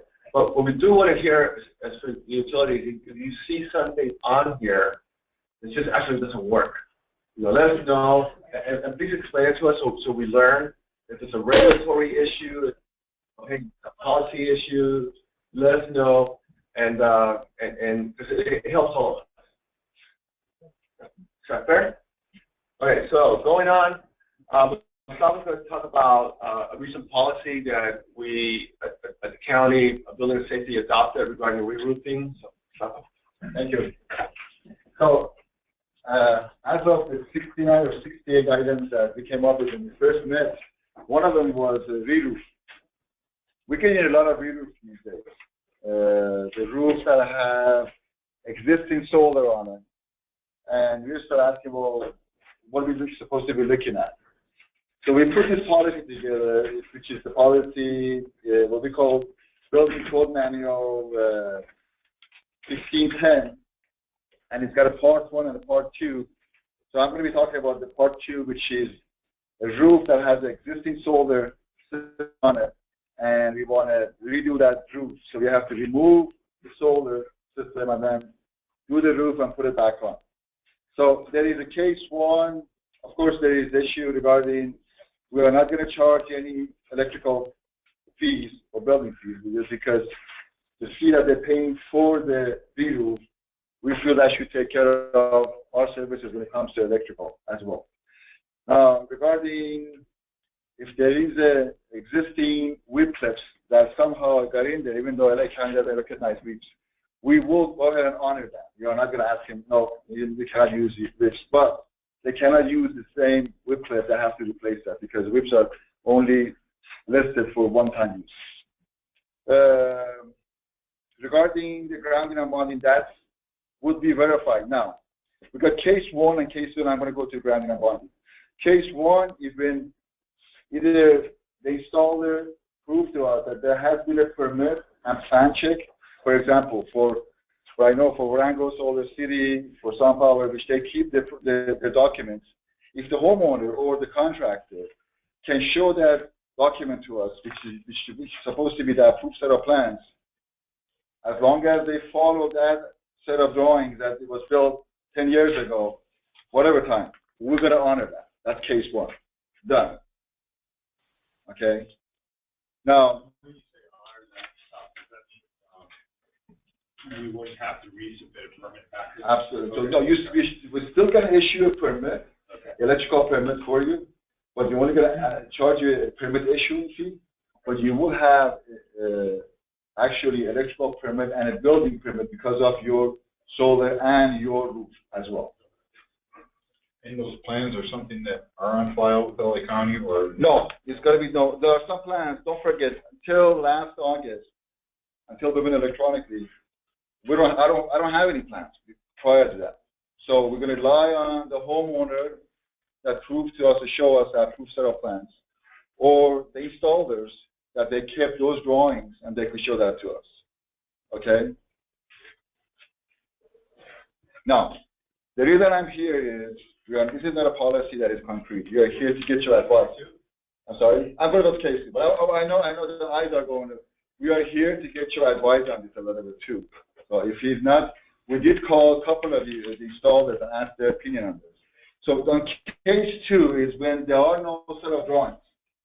There are no set of drawings. And don't forget, we keep our permit applications documentation for 90 days for single family at each office, hard copy, before the August 17 deadline. So we don't have anything because prior to August 17, we have no document. We have permits, but the permit doesn't show us what was installed on that roof. Now, case 2, if there is no document, we are asking the installer to take a video, okay, and in the video should show the PV module numbers, quantity and the location, conductor and cable and conduit type and size, and of course bonding and grounding for those modules and the racking systems. Okay, so inspector will get out there. If you ask, well, can I see that location? I want to see how do you connect that. It should be a video or pictures. It doesn't have to be, it doesn't have to go underneath, because don't forget again, roof out is out, solar system is out, roof is out, roof is backing. They call for inspection for the roof, and then they're going to call for inspection for the solar system. They could do call for inspection for the roof and the solar, as long as all those accessible points are available for us to see. So please read this. If you have any inputs, please let us know. Okay, because we think this is pretty fair. And it's effective. This was just got done last Wednesday. That's so it's yes, Inverters don't have a 30-year or 50-year life expectancy. And yet the most 10 years? I'm not sure. One has 25. This be modules in the process, when someone comes and does a review, assuming the roof has been there for 20 years plus, how would you know when they replace this is not a brand new inverter?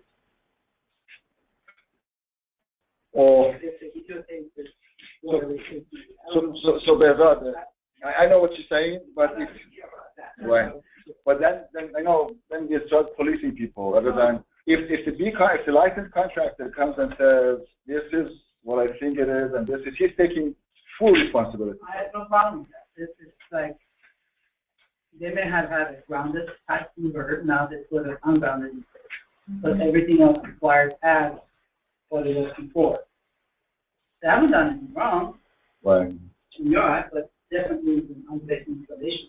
Yeah, but that would be up to us if you see it. No, don't forget, we still do inspection. We're not just going to go say and say, well, that looks good, go ahead. We're going to do inspection. But if you see as a part of our inspection that it says something is wrong, Yeah, but it's not yet. That's what I'm getting. You may want to address that somehow. I don't know. as far as Just here's a record of modular numbers, locations, conductors. I don't see anything about it. That's all.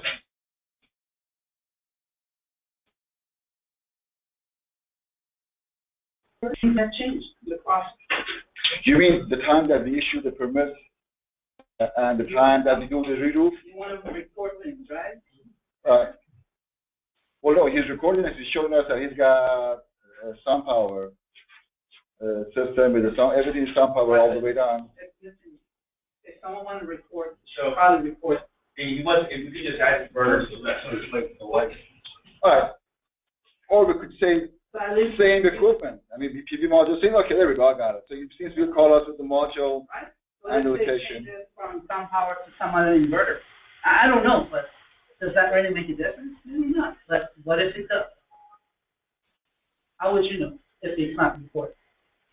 And you're going there. We could say all our equipment. So. What's going on with the inverters? So just as a point, most inverters out there are designed to a 20-year or so lifetime. It's not necessarily saying they last that long.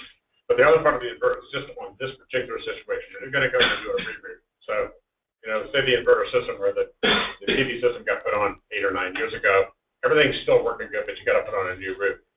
The issue that I see here is that is adjunct to what you're talking about here is the fact that 8 years from now, probably the inverter that was put on the wall, let's say 5 years ago, is no longer available. It's probably a transformerless inverter. Everything now is transformer. There's going to be issues.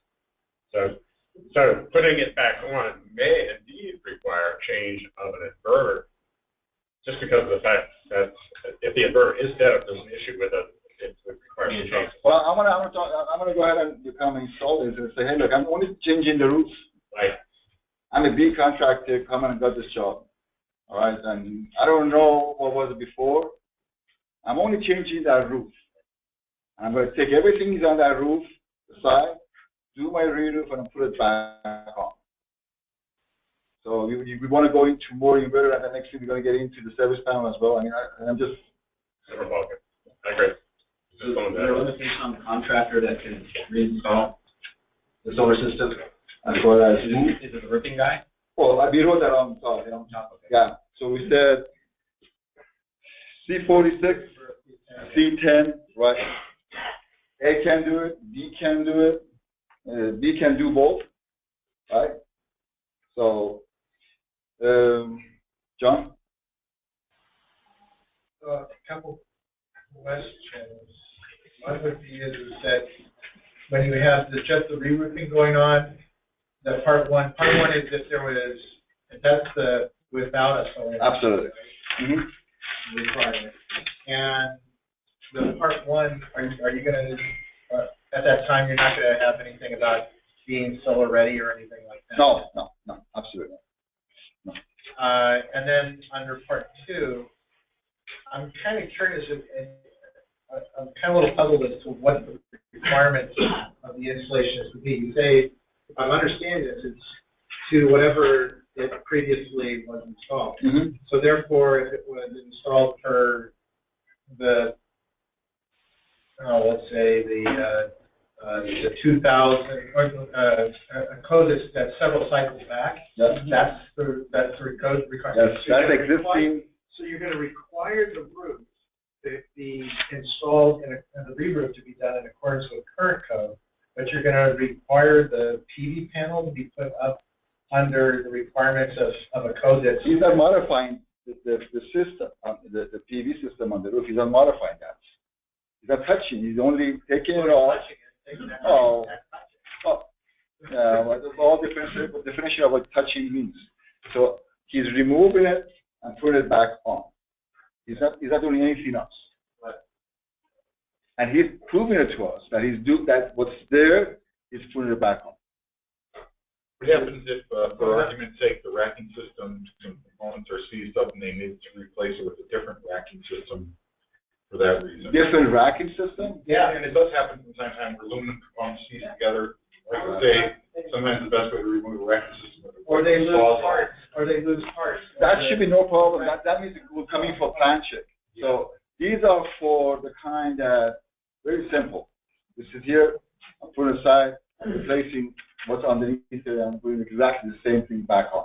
But if I have to modify things because it's not, whatever reason, it's COVID, it's gone bad, whatever, that's a different story. Well, I can appreciate if you're taking off something that is in still reasonably good condition and then putting it back on. But in my opinion, you know, it could be crap that's up there. And it could be falling apart, and the guy says, "Oh, you know," and you haven't told me that it has to still be in good condition. Don't forget, as a building inspector, we make a judgment. Like in LA County, we don't allow use piece of equipment unless I go out there. What's wrong with asking them to replace it? I don't think you have that in here. Okay, we could put that in. That's just a suggestion. We have a statement that if it's deteriorated or something like that, become a hazard. Right, Then but I think you need that. I think you need that kind of caveat in here to help. So I got the inverter, okay, and I got. You understand why I'm going out there? Right. Otherwise, I think you're going to have somebody who's going to put most likely, their grounding connections are overloaded because they're using the old method of grounding. Well, exactly. And that's going to be a big issue because they use rack to ground the darn thing, and now they've got to change the rack because it's overloaded. So the grounding is there. Exactly, the grounding. But you change the rack in the process to make it to fix the Exactly. Exactly. No roofs are going to be re-roofed. Are going to be the first racking systems we put up before we start fighting all these problems. My experience with any type of reinstallation or replacement of equipment or repair or anything like that is that each job pretty much stands on. So what this person requires is not going to consume what this needs to be based on things like you guys mentioned. And so if you come up with a policy, in theory, I like your policy a lot. In fact, I like a lot of it early. But one thing you need to be careful is that somebody doesn't say, well, here it says I don't have to do that. Because in fact, that part may be deteriorated to the point where the inspectors can say, yes, you need to do it. So you might want to put something in there like a disclaimer that says up to the individual inspector that if he sees something that needs to be replaced. If it is deemed in good working order, okay. But if it's not deemed to be in good working order, then I would think you would want people to say, But the reason that we didn't put that in, Pat and John and others, is the reason for that is because I have on my LA County code that tells you about reusing existing equipment. And it says it has to, but maybe you could put it here, no problem. Yeah, perfect. Yeah, because you'll always get the people that say, well, you didn't tell me. Right.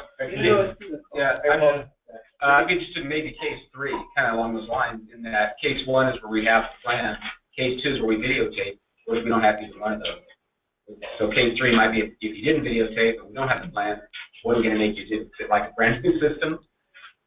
Because you may run into that. So, and if that's the case, then maybe that should be stated. I commend you on doing this, though, because you think the things that are going to come up at some things start aging. We're getting them. As a matter of fact, Victor personally has been sued by this contractor on 2 different jobs. Violation, maybe 21. Yeah. So I keep going on reducing and removing and reinstalling solar.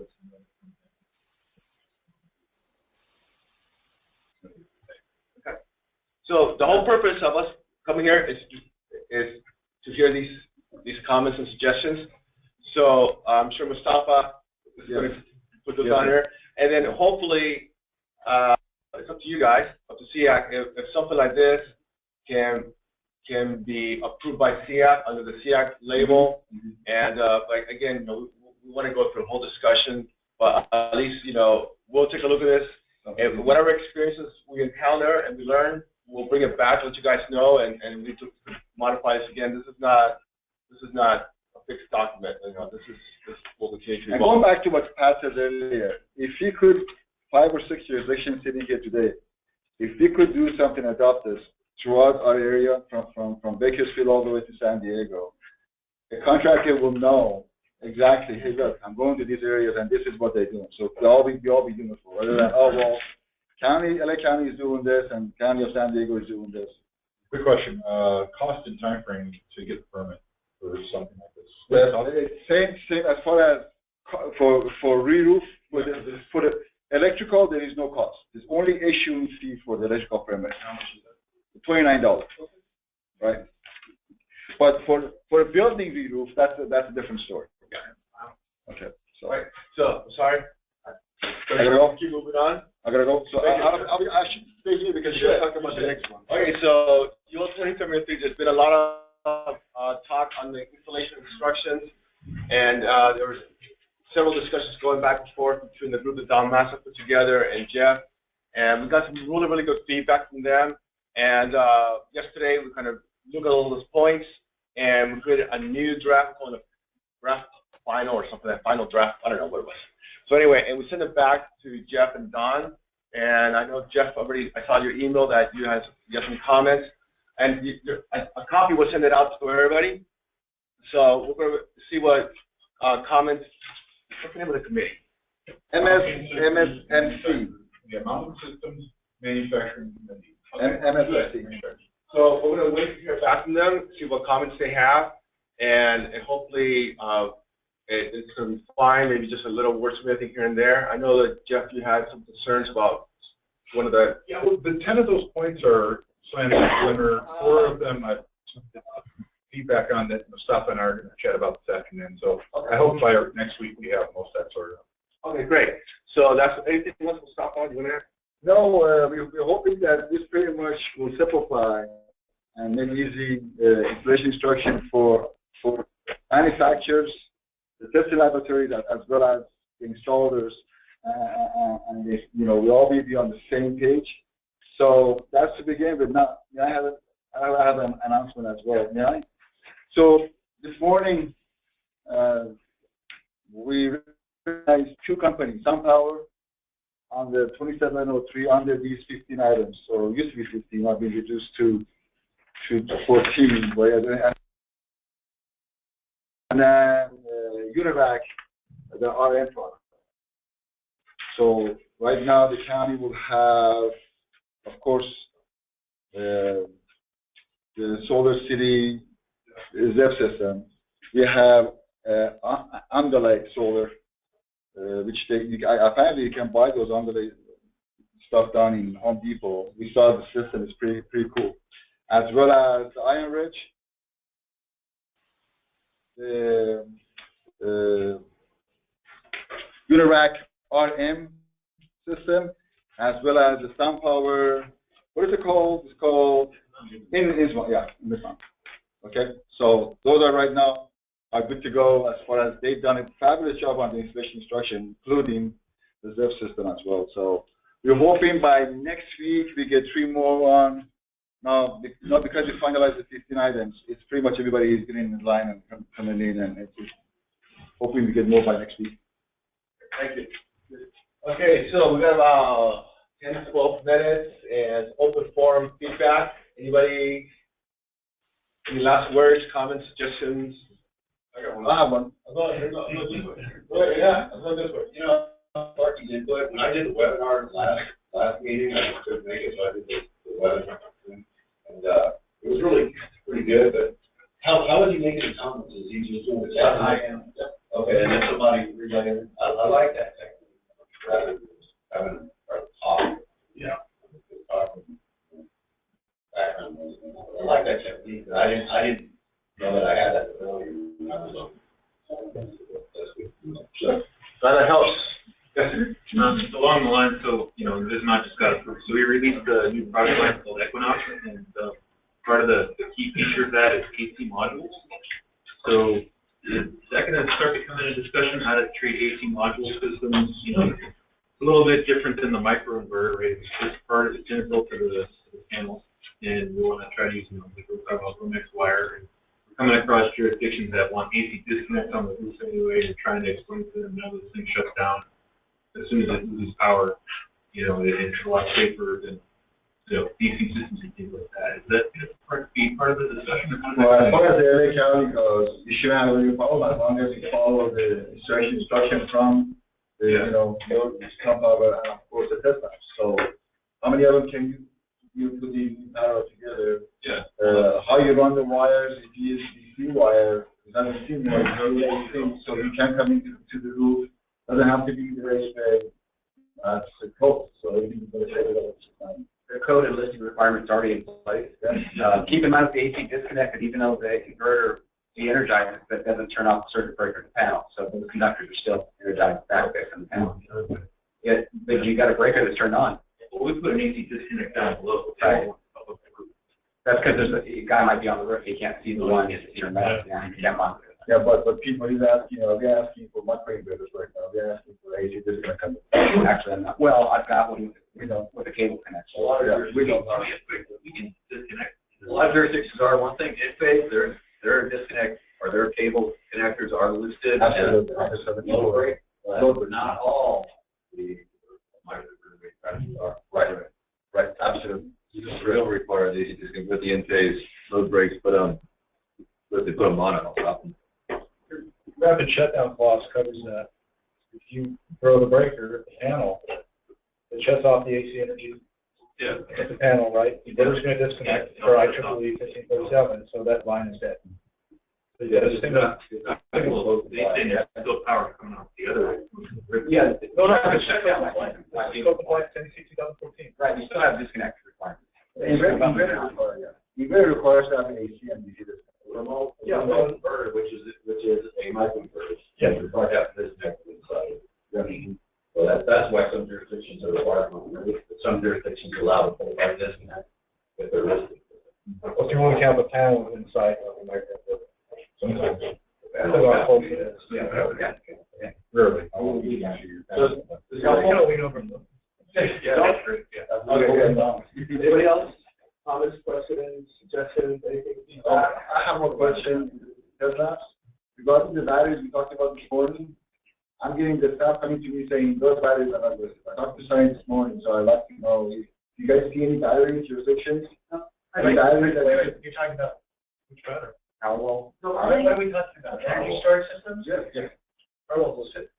The only batteries, About 6 listings. the only batteries are just mine. There are no listing at this time. Yes, for the other. That's acid, right?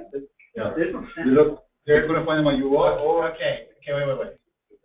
So there is a category of UL, and I'll go to it, that there are certifications to UL 1973, which is for the batteries. And actually under that category, you will see several of these manufacturers that have energy systems. So you're asking about batteries, or you're asking about the storage system? Storage system. Systems, there are very few. There are a few. Exactly. To 9540. But there are a whole bunch of batteries to 1973. So can they use those batteries? For example, on Sunny Island. Right, that's the discussion we had this morning. So 9540 certifies the system, including the battery, the inverter, the housing, and all that. Right. So when somebody brings you that system with a 1973 listed battery, the system hasn't been evaluated to 9540. That's why it doesn't have an ETL or a label. I don't even think Powerwall is listed. Powerwall is listed. It is. It is the 9540. I don't think so. Okay, so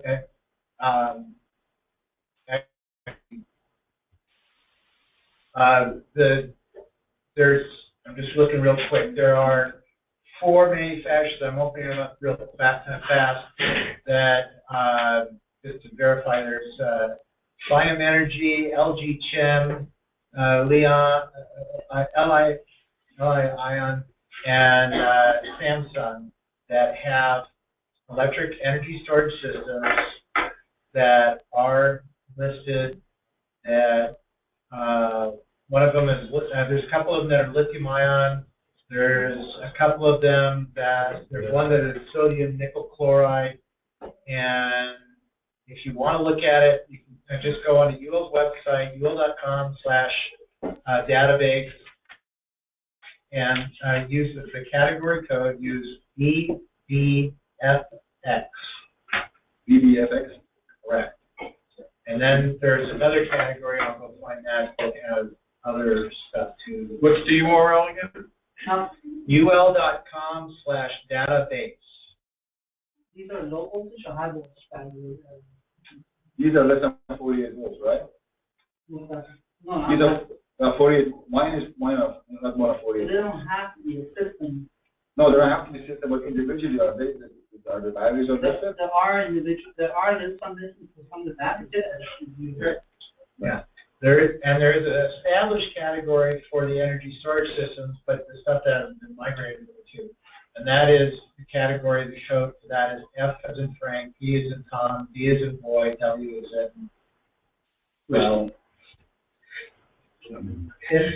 MEBW. So MEBW is where the UL 9540 is. UL 1973 is the EDFX, and at some point that was the EDFX.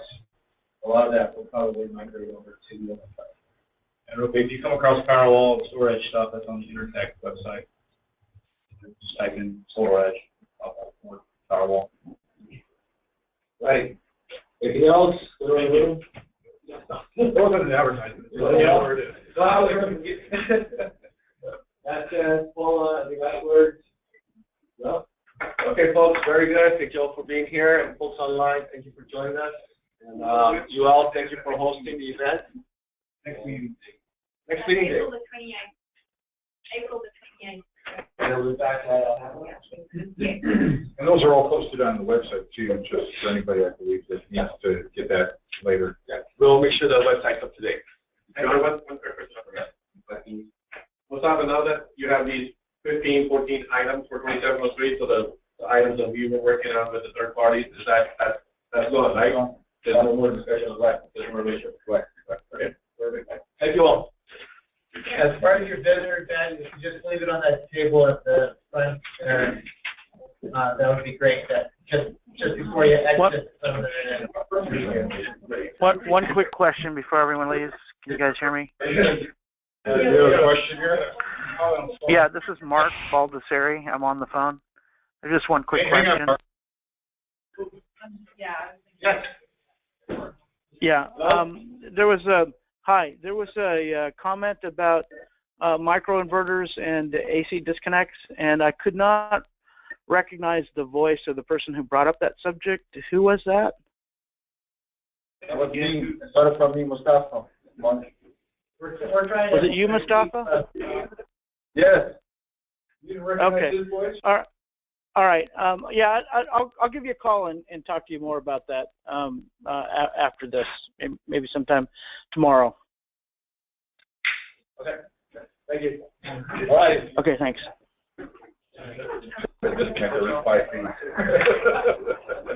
For convenience. Folks. Yeah,